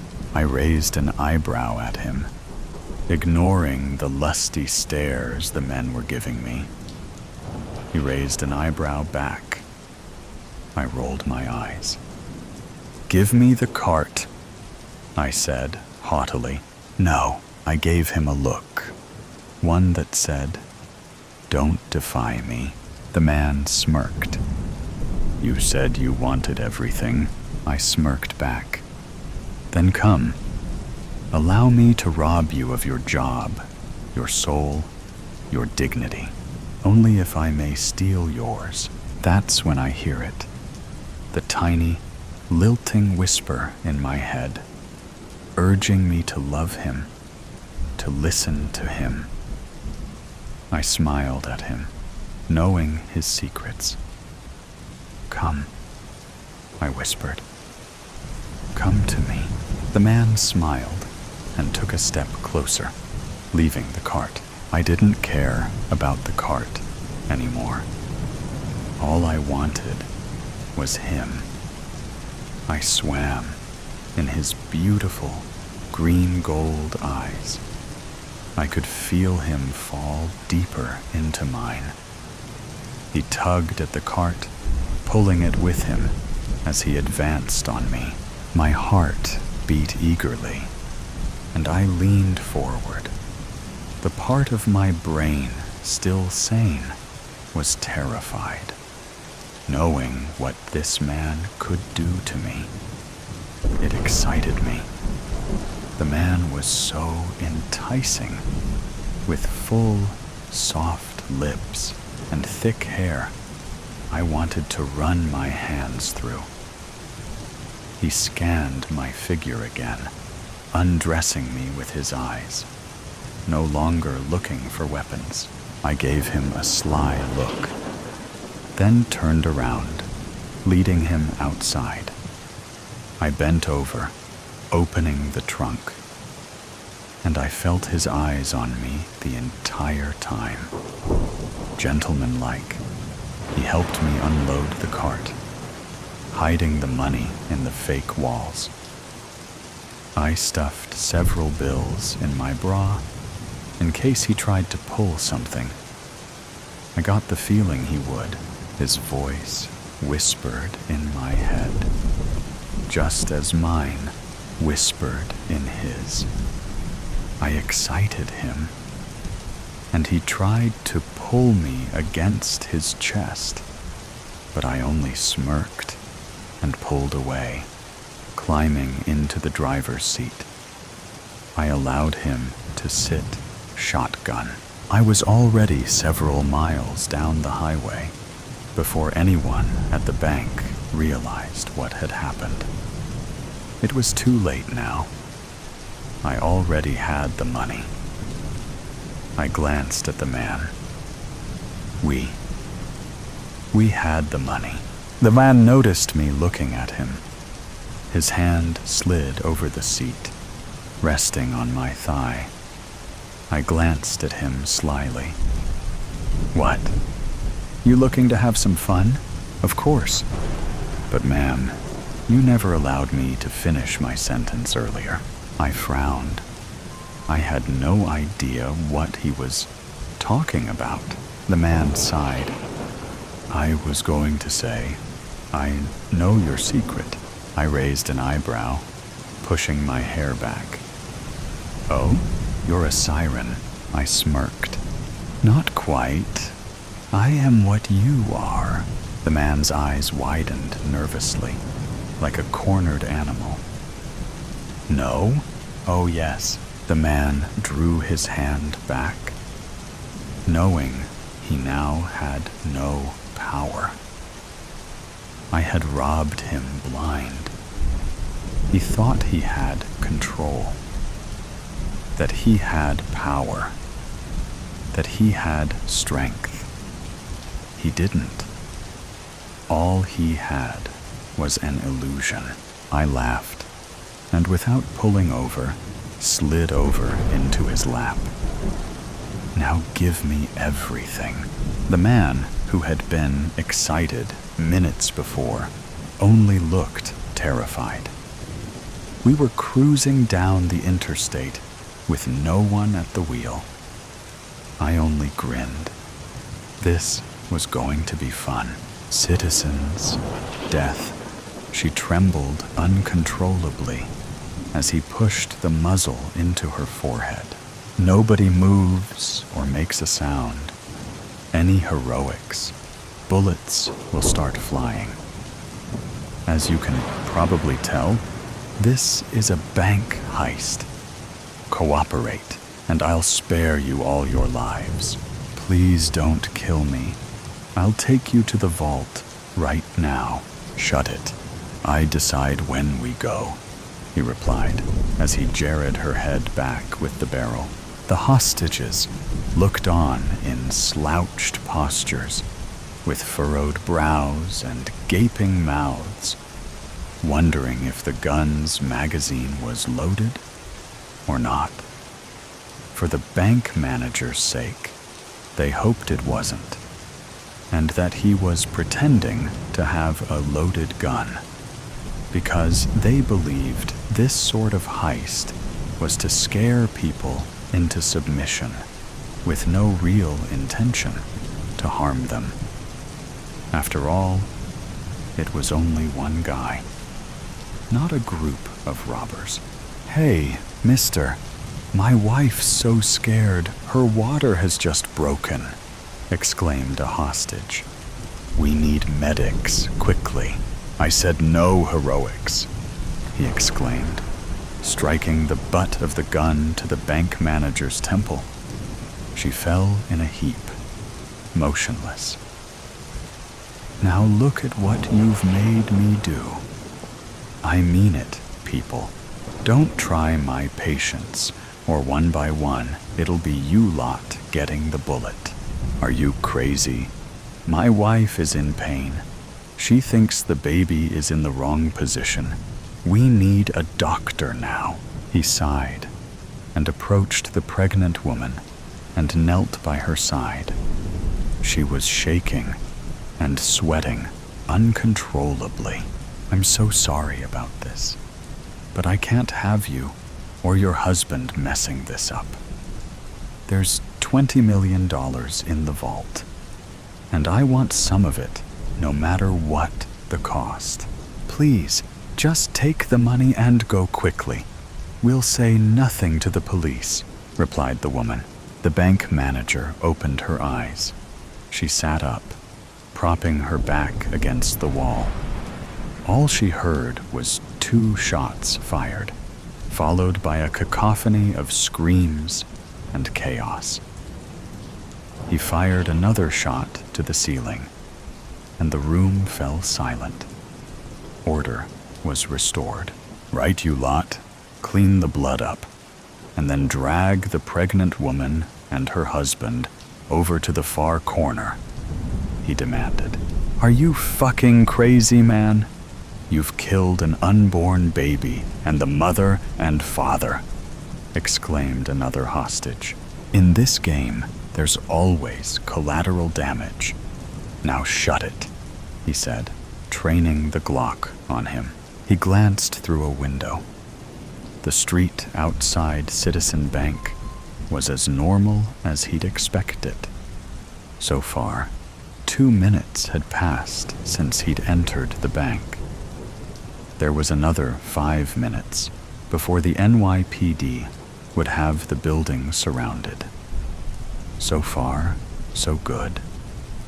With the entrance door lock, nobody had approached or tried to enter the bank. Still partially dazed, the bank manager attempted to stand. She stumbled, but he soon skittered back to her and pushed her to the floor. "Stay down until I say otherwise, got it?" He slid the rucksack from his back and pulled out a large bag of cable ties and tied her hands behind her back. Then he tied her legs, leaving enough movement for her to walk, but not run. With 2 less hostages to not worry about, he made quick time in using more ties to bound the other 8 hostages.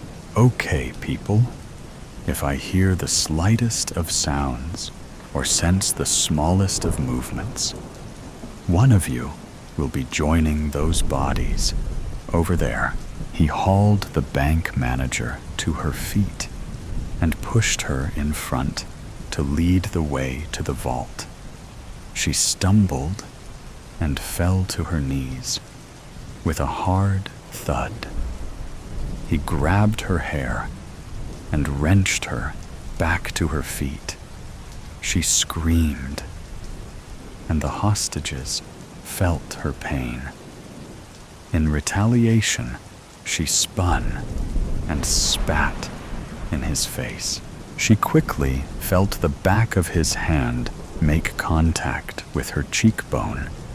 It sent her tumbling for a second time, but she didn't get up. He didn't let her. Instead, he grabbed her hair and dragged her to the vault. The hostages winced, imagining her discomfort as her legs flailed in a futile attempt to stall him. "Now that he's down in the vault, we have to do something?" whispered a hostage. He looked mid-30s, with a physique of a guy that worships a gym. "Are you out of your fucking mind, sir? You heard what the guy said, right? If you can cut me loose, I can take him. I'm ex-military. Apprehension is my forte. I've got a small knife in my back pocket. Can you reach it? You're gonna get us all killed trying to be the hero. NYPD will be here soon. They'll take him out." Only if someone has activated the alarm. There were moments of silence.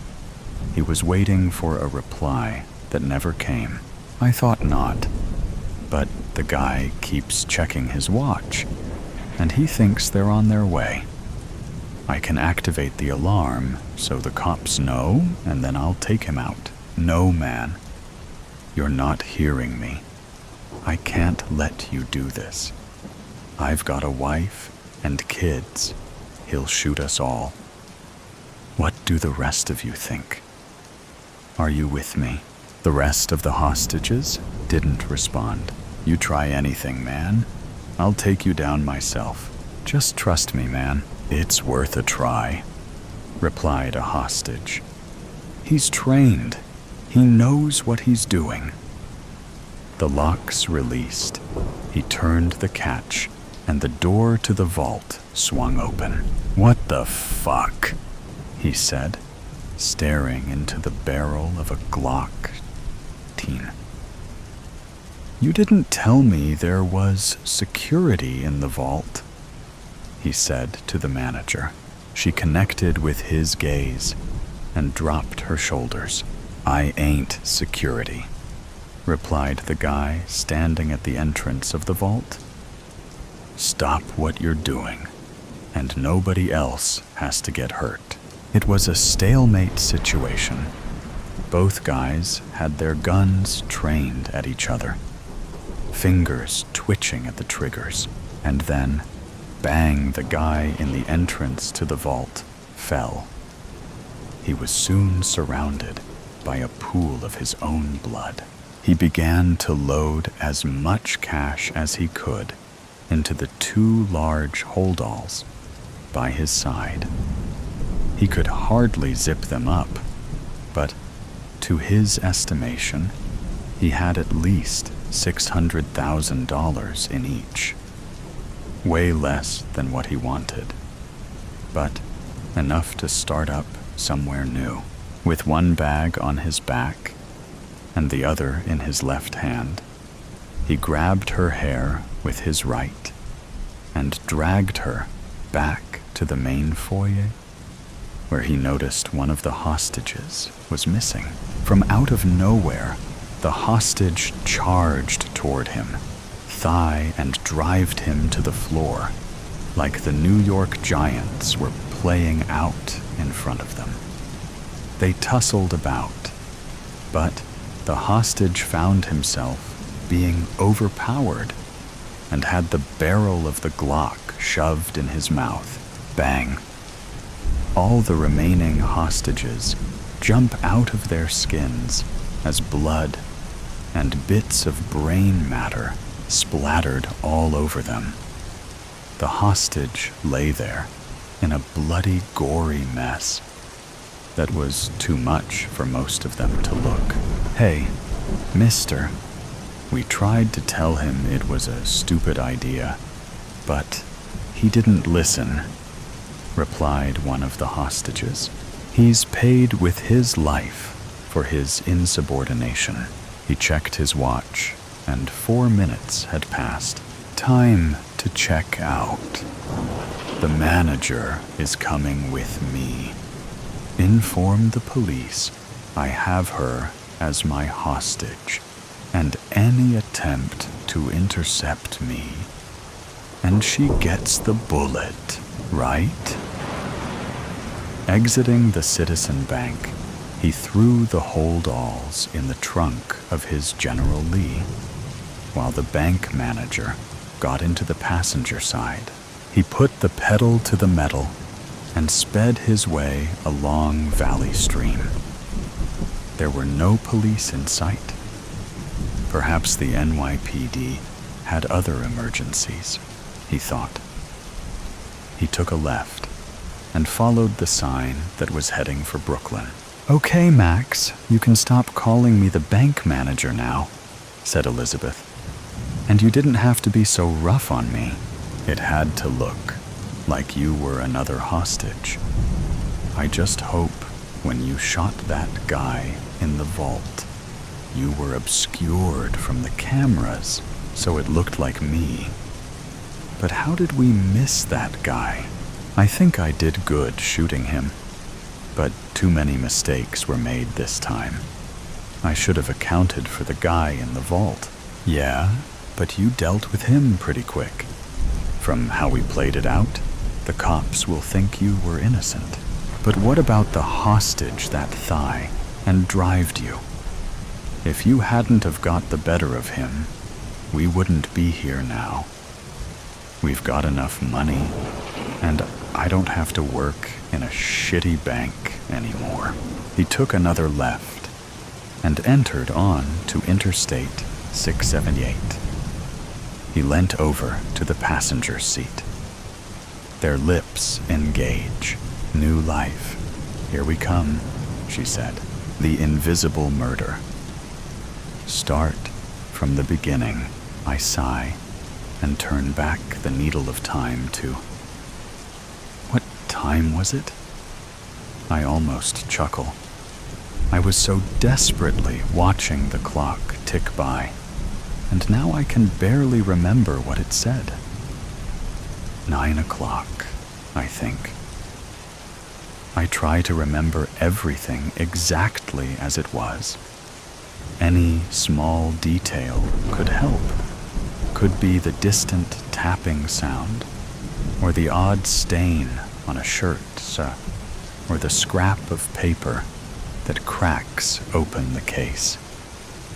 I know that. I've read the books. It happened around 9 p.m.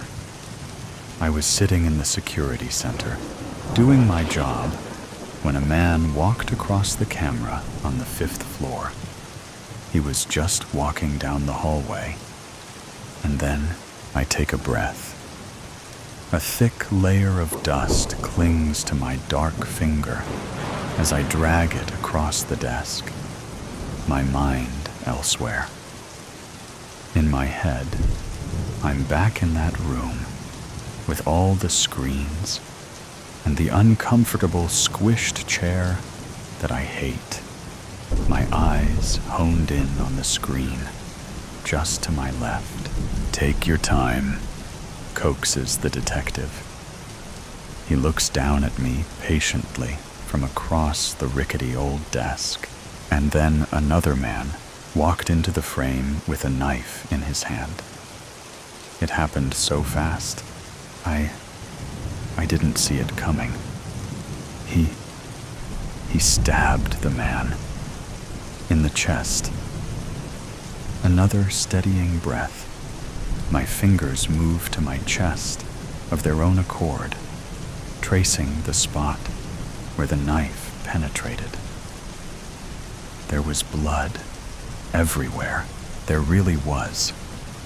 I didn't know there could be so much from only a small stab wound. Staining his beige polo shirt, saturating the already blood-red carpet, dripping from the shimmering silver blade. What happened then? The security camera went black. I searched the other screens for the man, but he was nowhere. It's like he just what? I chuckle humorlessly at the absurdity of it all. It's like he just disappeared, I mutter.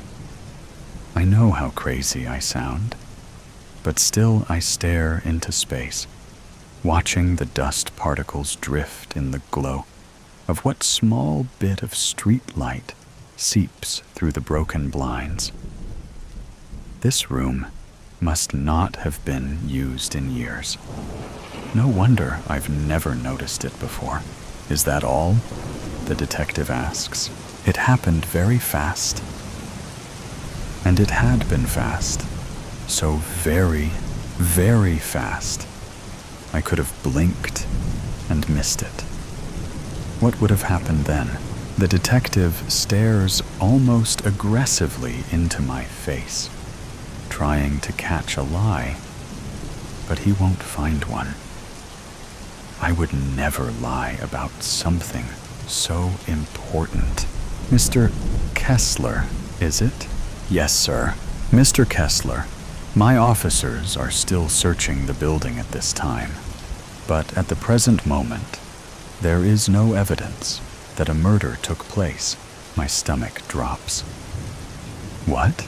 There is nothing unusual at the supposed crime scene you pointed out to us, and the security footage was of no assistance, he says. What? How is that possible? I saw it happen, I say, nearly shouting. It's hard to read him. But if I had to place his furrowed eyebrows and calm manner, I would say there was a twinge of bewilderment and perhaps a touch of curiosity. There is no security footage. It was missing when we got to the security center. You didn't happen to take it, did you? What? Of course not, I yell, indignation filling my bones.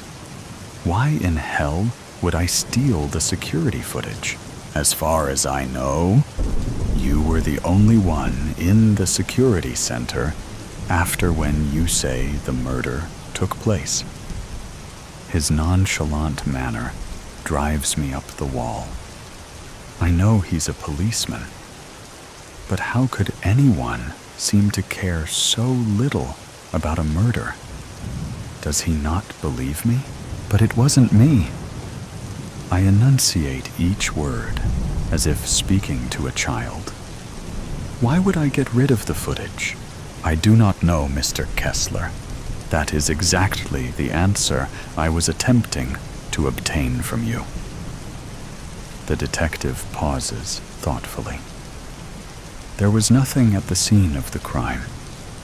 No blood, no weapon, no body.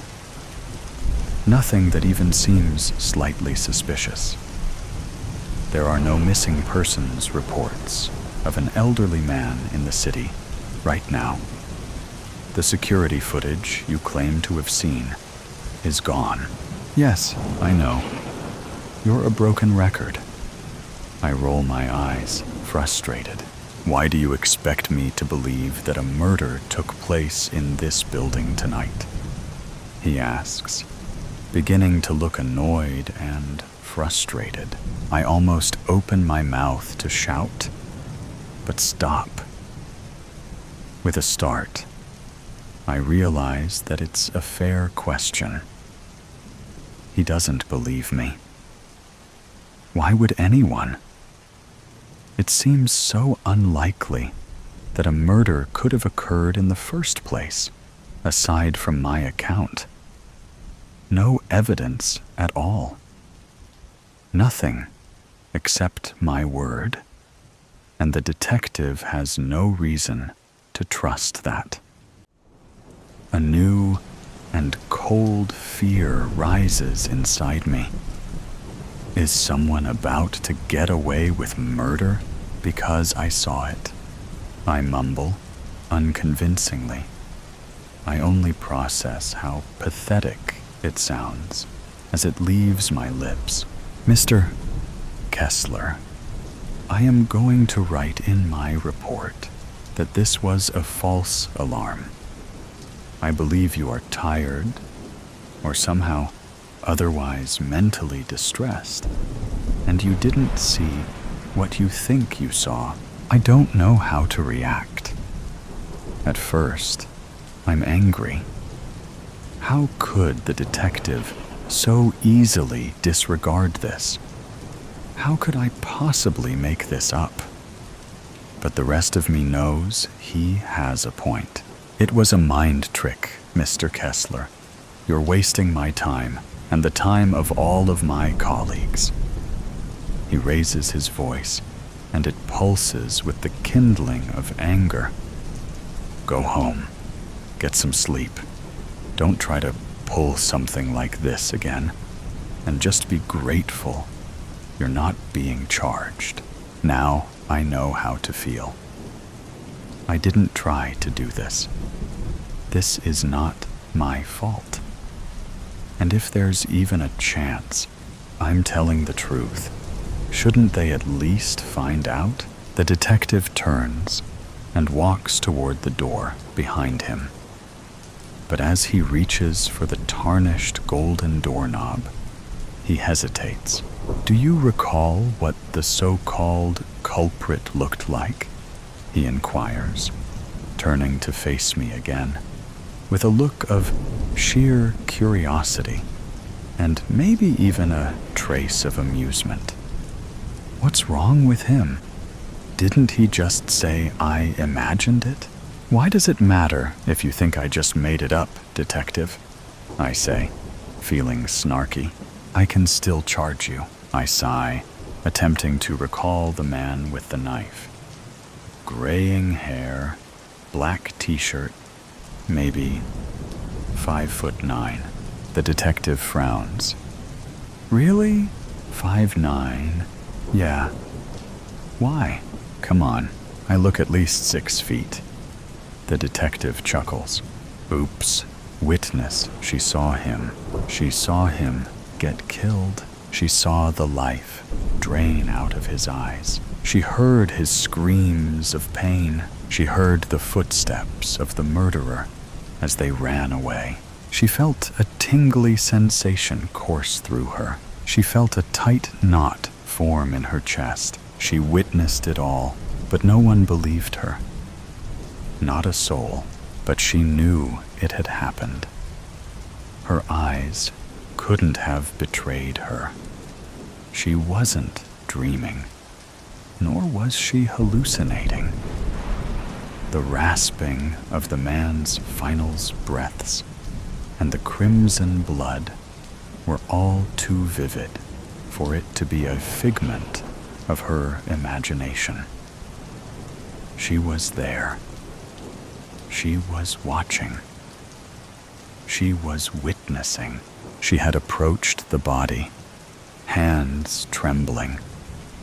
The man lay in a pool of his own blood beneath her feet, his body peppered with bullet wounds. His glassy eyes were rolled back, showing only the bloodshot sclera of his eyes. Her fingers were numb as she had dialed the number of the police. Her breath was shaky, and her voice was uncertain. She told the officer on the phone what had happened. "May I ask what your name is?" The officer had questioned. She responded softly. A moment went by. Her eyes widened as the officer started to laugh. "Nice try. Don't joke that much. We all know murders are implausible." The officer had drawled before ending the call. The phone fell out of her hand and landed with a thud on the ground. What was the officer talking about? She clutched her heart with both of her hands and fell to her knees. What is going on? Her head was spinning. The ground around her started to spin as well. The lifeless body was still in front of her, her clothes and hands now soaked with blood. No. Something was wrong. Something was missing. Why did the officer hang up so abruptly? Why was the officer so ignorant? She stood up and started to walk away from the body.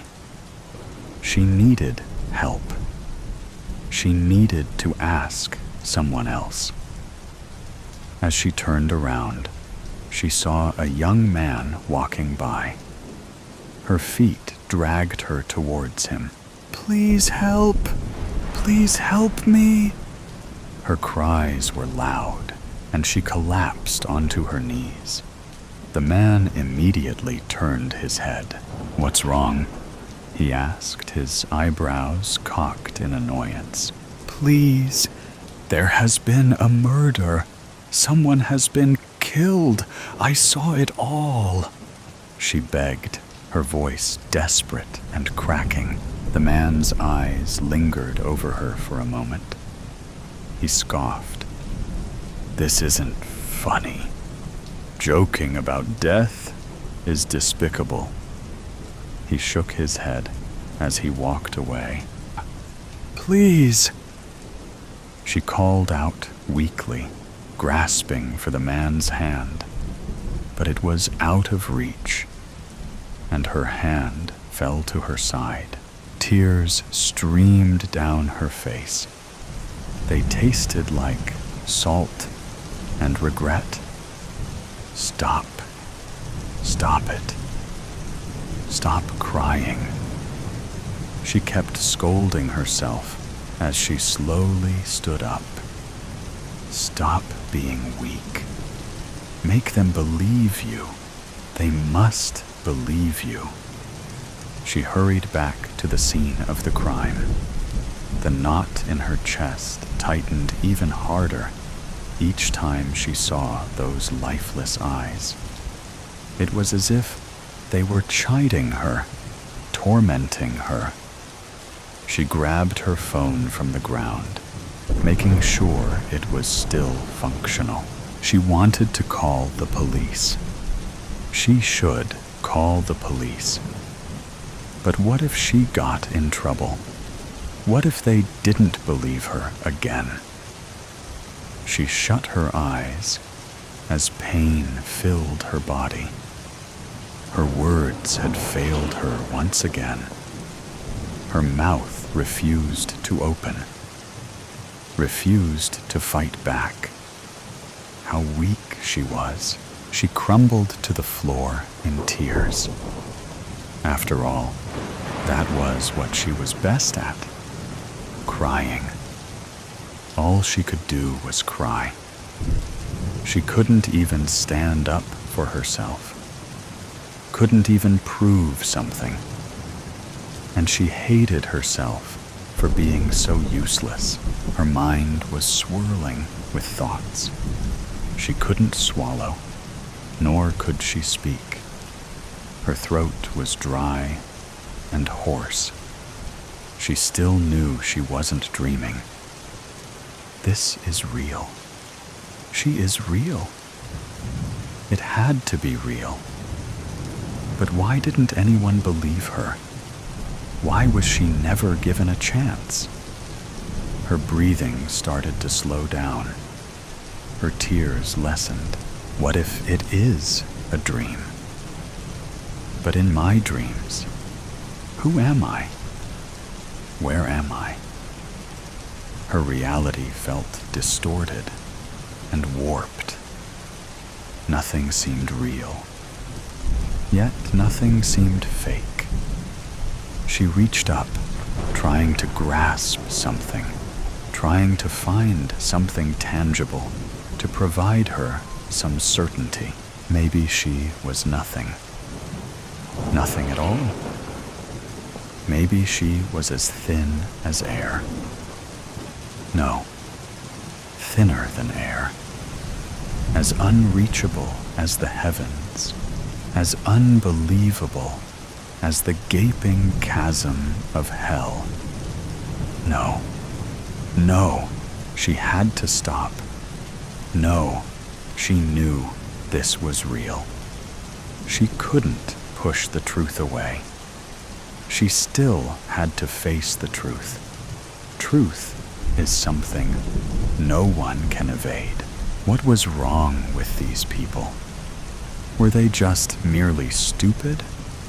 Or oblivious? Or did they just not care?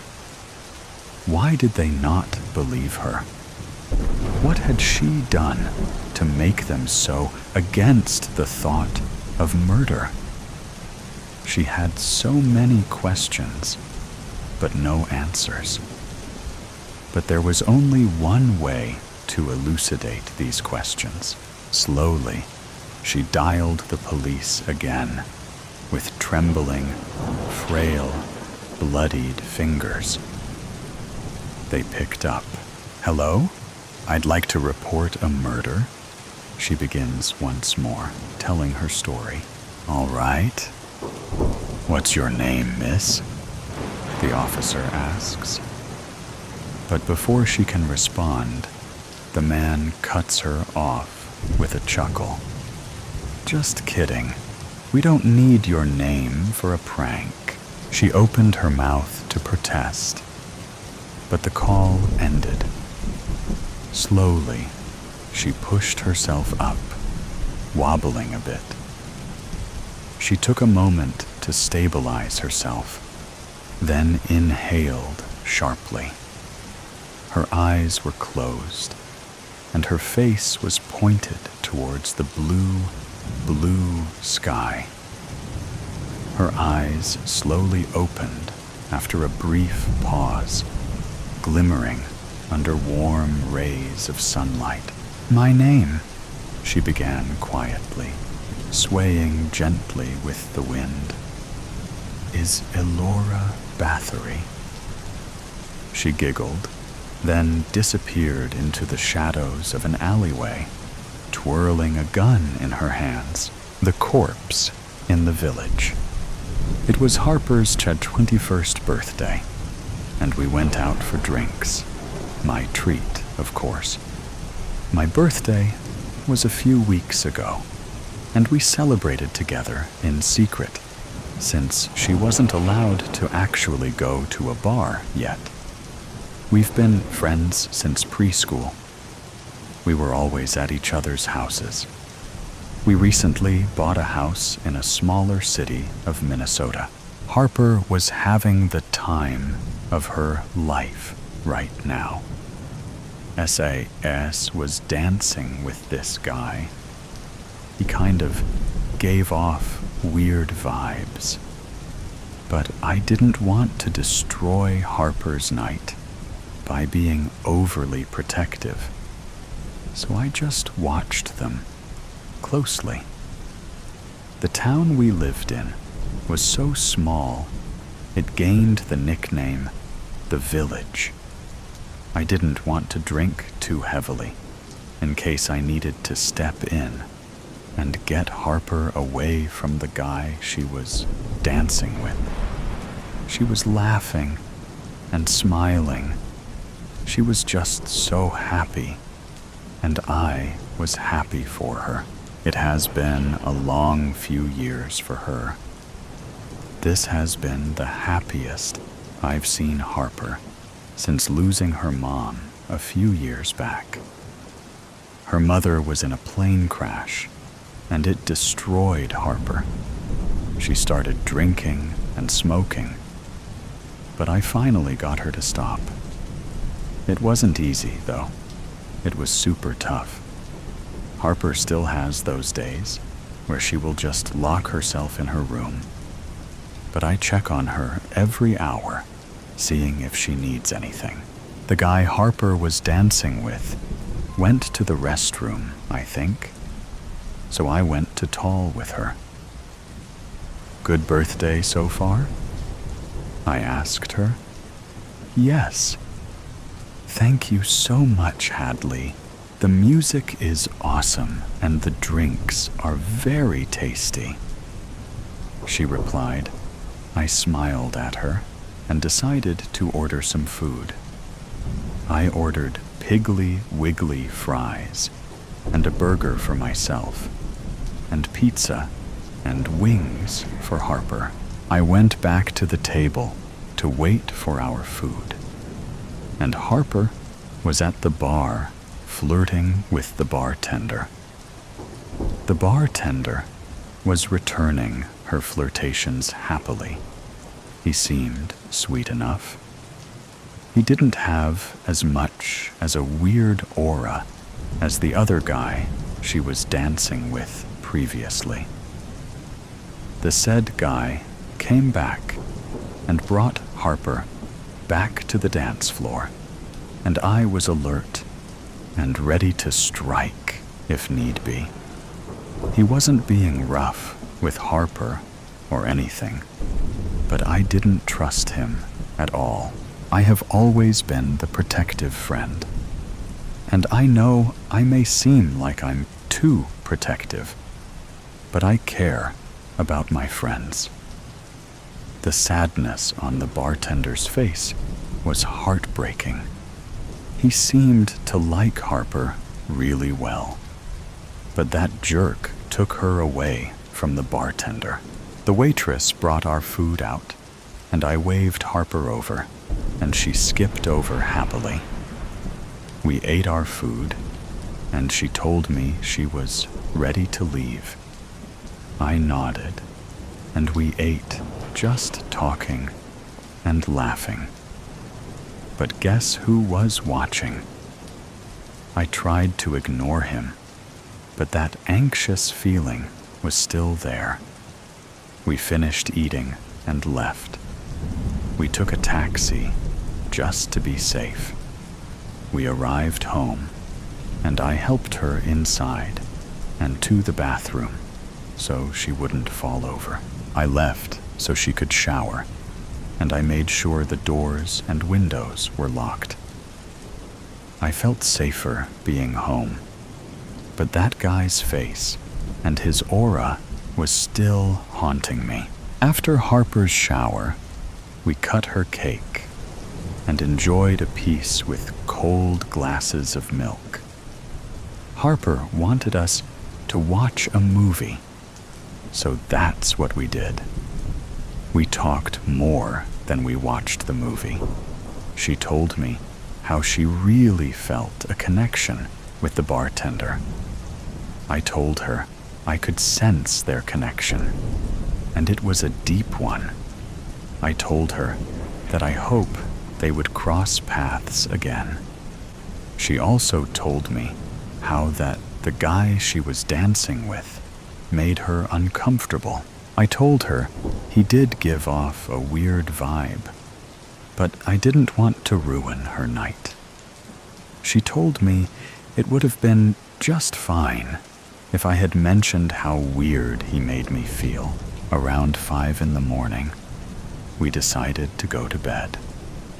Harper was tired, and I was tired, so we were ready for bed. Harper had fallen asleep with ease, but I seemed to struggle. I just couldn't shake the negative feeling I had. That guy was still haunting my thoughts. That guy triggered something in me, and I couldn't handle it. I ended up falling asleep, but not without nightmares. They were horrible, gory, and just flat out terrifying. I woke up all sweaty, and my heart was racing. I have always had nightmares, but these were worse. I didn't wake up until 1 the next afternoon. But Harper was awake, and she was very cheerful. She was making us lunch. She was a very good cook. She was humming and dancing around the kitchen. I guess the only thing she really needed was that party last night. Maybe we'll go shopping today, after I get woken up and I eat. Harper was making her famous burritos that she loves to make. They were always so good. I still had a dot to give her, but I figured I would give it to her later. I got to the kitchen and greeted her with a smile, and she smiled back at me and went back to cooking. After we ate, we went shopping together, like old times. I worked the night shift at the hospital, so I didn't have to be in until 7 tonight. We went to the mall and stopped in Bath and Body Works first. We wanted some candles. Our place still smelled new. We got some perfumes, lotions, and body wash. We got the lot. We probably shouldn't have, but we're girls. Our next stop was Hot Topic. That was our all-time favorite store. After we spent money there, we went to Rue 21 to buy more clothes. After our shopping spree, we went home and I got ready for work. I told Harper bye and that I loved her, and I headed to work. I clocked in at 7 p.m. and started my duties. It was a long night. Morning arrived slowly. I clocked out at 7 a.m. and drove home after stopping at Starbucks. I stepped in the house, and it was quiet until I heard Harper scream. I dropped the coffees and rushed upstairs. That's when I saw the guy that was dancing with her last night, and he had his knife to her throat. I tried to stop him, but that only led to me getting a slashed hand. My best friend got stabbed that morning. I called 911, and they said they would send someone right away. Harper died before the ambulance arrived. The guy's eyes were nothing but a black abyss. He wasn't human. I tried for weeks to get the cops to keep the investigation open, but without any evidence, they couldn't give me closure. That guy got away with killing my best friend. I constantly wish it was me that got killed, but it didn't happen that way. The guy wasn't from this realm. But people would think I was crazy. After all, demons don't exist, right? Well, I knew they did now, and I will forever remember that morning my best friend was killed. Pretty, yet deadly. The warmth of it all was intoxicating. Her heartbeat went crazy as the blood was trickling down her face, onto her chin, and down onto the marble floor. Why did this feel so good? Why was this easier and easier? Addicting. The crowd cheering made her feel the world spinning around her, like that one time she tried drugs. Would this be just as hard to give up on like the drugs as well? The constant craving for that feeling, but not the aftermath. She wondered what the aftermath would feel like. But for now, there were still 4 more people she needed to worry about before she could think of tomorrow's reality. Standing over the corpse, Alex just now noticed the gruesomeness of what she did. This was a hate fight as well. All that mocking in the back rooms, all those invasive touches and stares that made her feel violated. Growling, she smacked her head with her foot, the crack of her bones making Alex almost gasp in pleasure. She was dead, and this was her punishment. Now her pretty white dress that Kira mocked her for was stained red with her blood. A strap was ripped. But she didn't care. The pretty girl won, turning towards the crowd. Her eyes were sparkling with adrenaline, euphoria taking over her as she smiled bright and bowed before skipping off the stage. This wasn't the contest she signed up for, but it was the contest she was going to win, no matter what. "Good job, sunshine," Damien muttered as she passed by him, smirking. "Thank you, kind sir. See you in the finals." With a wink, she passed him.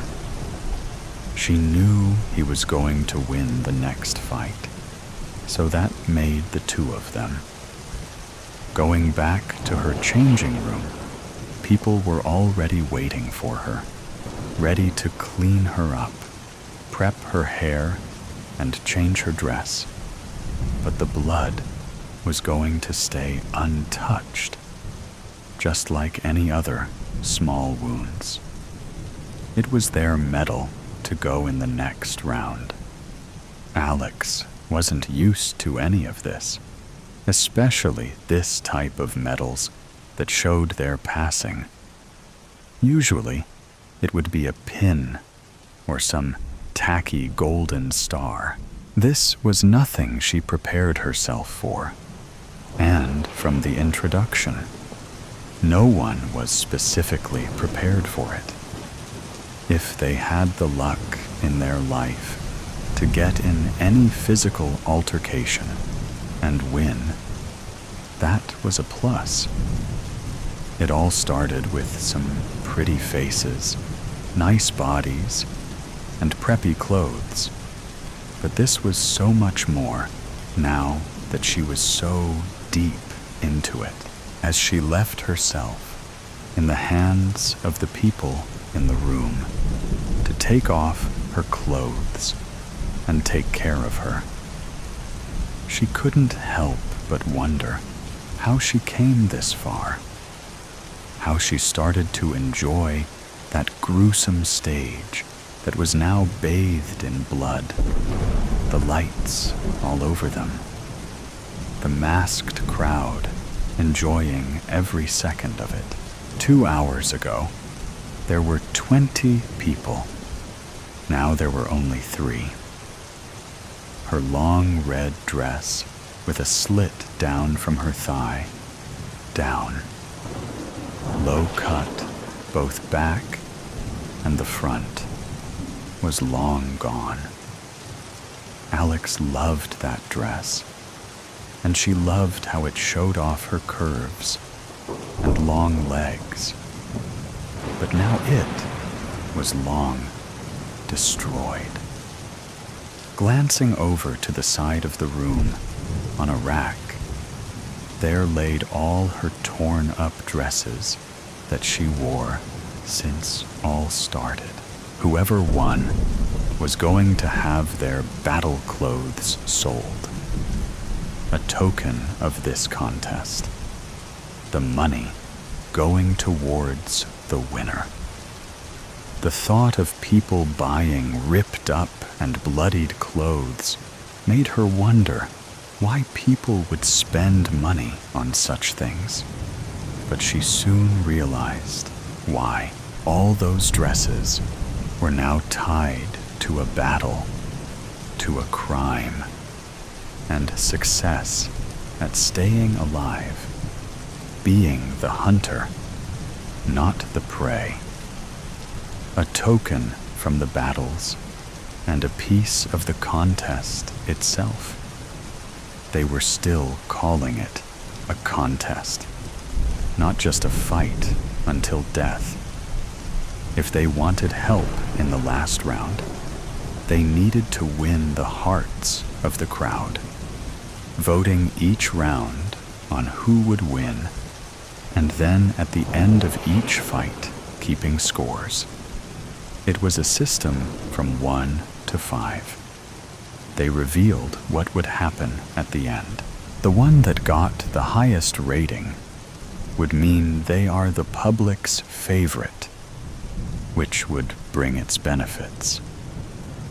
Not sure of what that meant, they knew it must be something good, so they needed to put on their best face, even as they killed brutally.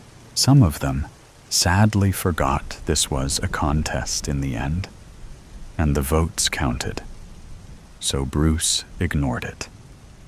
He thought only of the end goal, killing everyone in order to survive.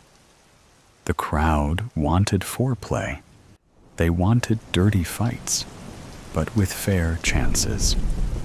The girls never fought against the boys, not until the finale round. They wanted the thrill of a long, bloody fight, hearing them growl and cuss with each new wound, with each new bruise and cut, seeing them fight for their lives, seeing the growing desperation as one of them realized this could have been the end, and tough decisions were going to be taken. Bruce wasn't aware of it, and snapped the opponent's neck in a matter of seconds.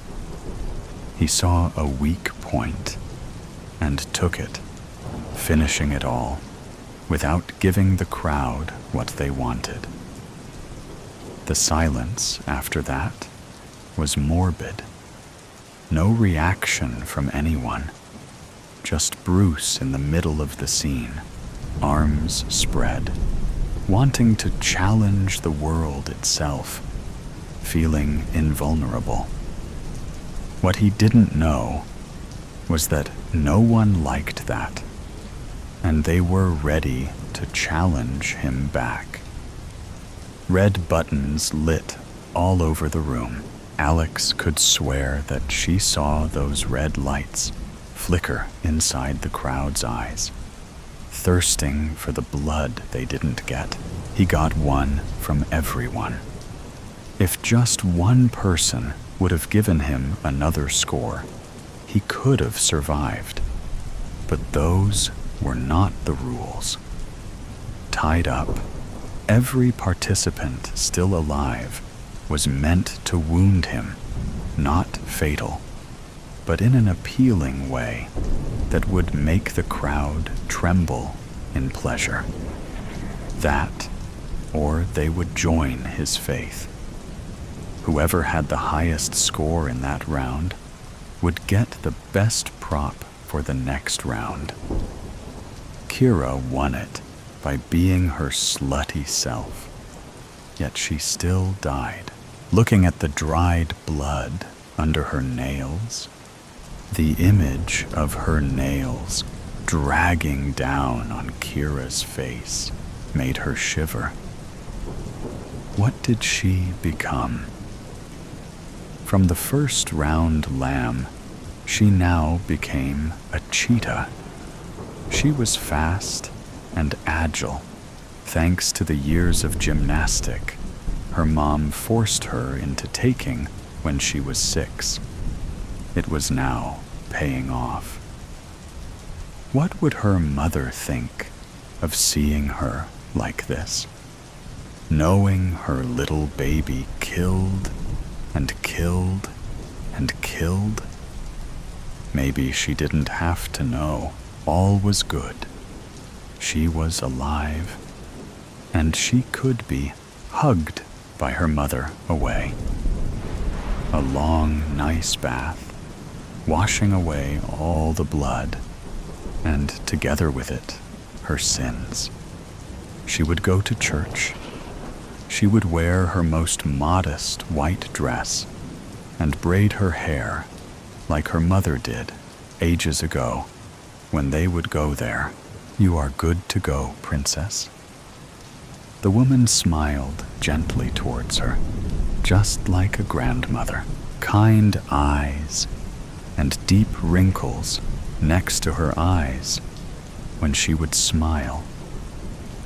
She looked so out of this picture, and yet she was the one that cleaned the blood off and nurtured her wounds. If she could look at her with this kindness, even after knowing and seeing all she did, her mother will as well. She loved her, her little angel. "This is suiting." Alex exhaled as she stared at herself in the mirror. An angel. Another white dress, long and flowy. A pair of wings and a sparkling tiara. The blood wasn't even bothering her. It looked like a second skin now, a piece of her, something that she shall never be able to wash, always seeing it stain her in the mirror. The next thing she knew was that she was back on the stage, face to face with Damien, dressed as the devil itself, black shirt and burgundy vest, shiny shoes and black pants, tiny red horns on his head. He was beautiful, she had to admit to herself once again. And if this was a normal contest, she could imagine herself at the end of it, with him at her side, arm around her waist. Both winners, prizes in their hands. A pretty image. But there was going to be just one winner, and the prize would be their own lives, still being alive. "You look angelic." He laughed, his fingers gently tracing her face in the eyes of the crowd.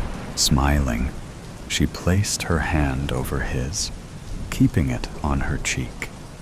So warm and gentle, making her insides wrestle inside of her. The thrill she felt as she won. But those long fingers were going to soon strangle her, digging deep into her, wanting her dead. "You look devilish yourself." She smiled as she placed her hand on his chest, feeling his heartbeat. So close. She didn't want this. She wanted to be done with this bloodshed. But it was her or him. Getting close to him, their lips gently touching. She gasped as he kissed her back, his hand on her neck, pulling her closer. This was what the crowd wanted, right? A show. To see them suffer. For them to feel their pain while they weren't losing anything. A love story would make this so much better. A cliché. But it was a cliché because people enjoyed it, always watching it. Kissing harder, she moved her hand towards her wings, detaching one, grabbing tight. Before she left the dressing room, the showmaster brought her another pair of wings, congratulating her on her scores and her new prop. One glance towards the old lady, and she realized what it meant. She saw her assemble the wings, so now she did the opposite, cutting her hand on the blade, grabbing tight on it, and lifting her hand, she stabbed the wing deeply in the back of Damien, just as he used one of his horns, stabbing her in the back as well. Both collapsing on their knees, neither of them stopped the kiss, becoming just more intense as the crowd gasped. It was just a matter of time of who would bleed faster, who would turn cold. They were going to die in their own way, and they were going to wait.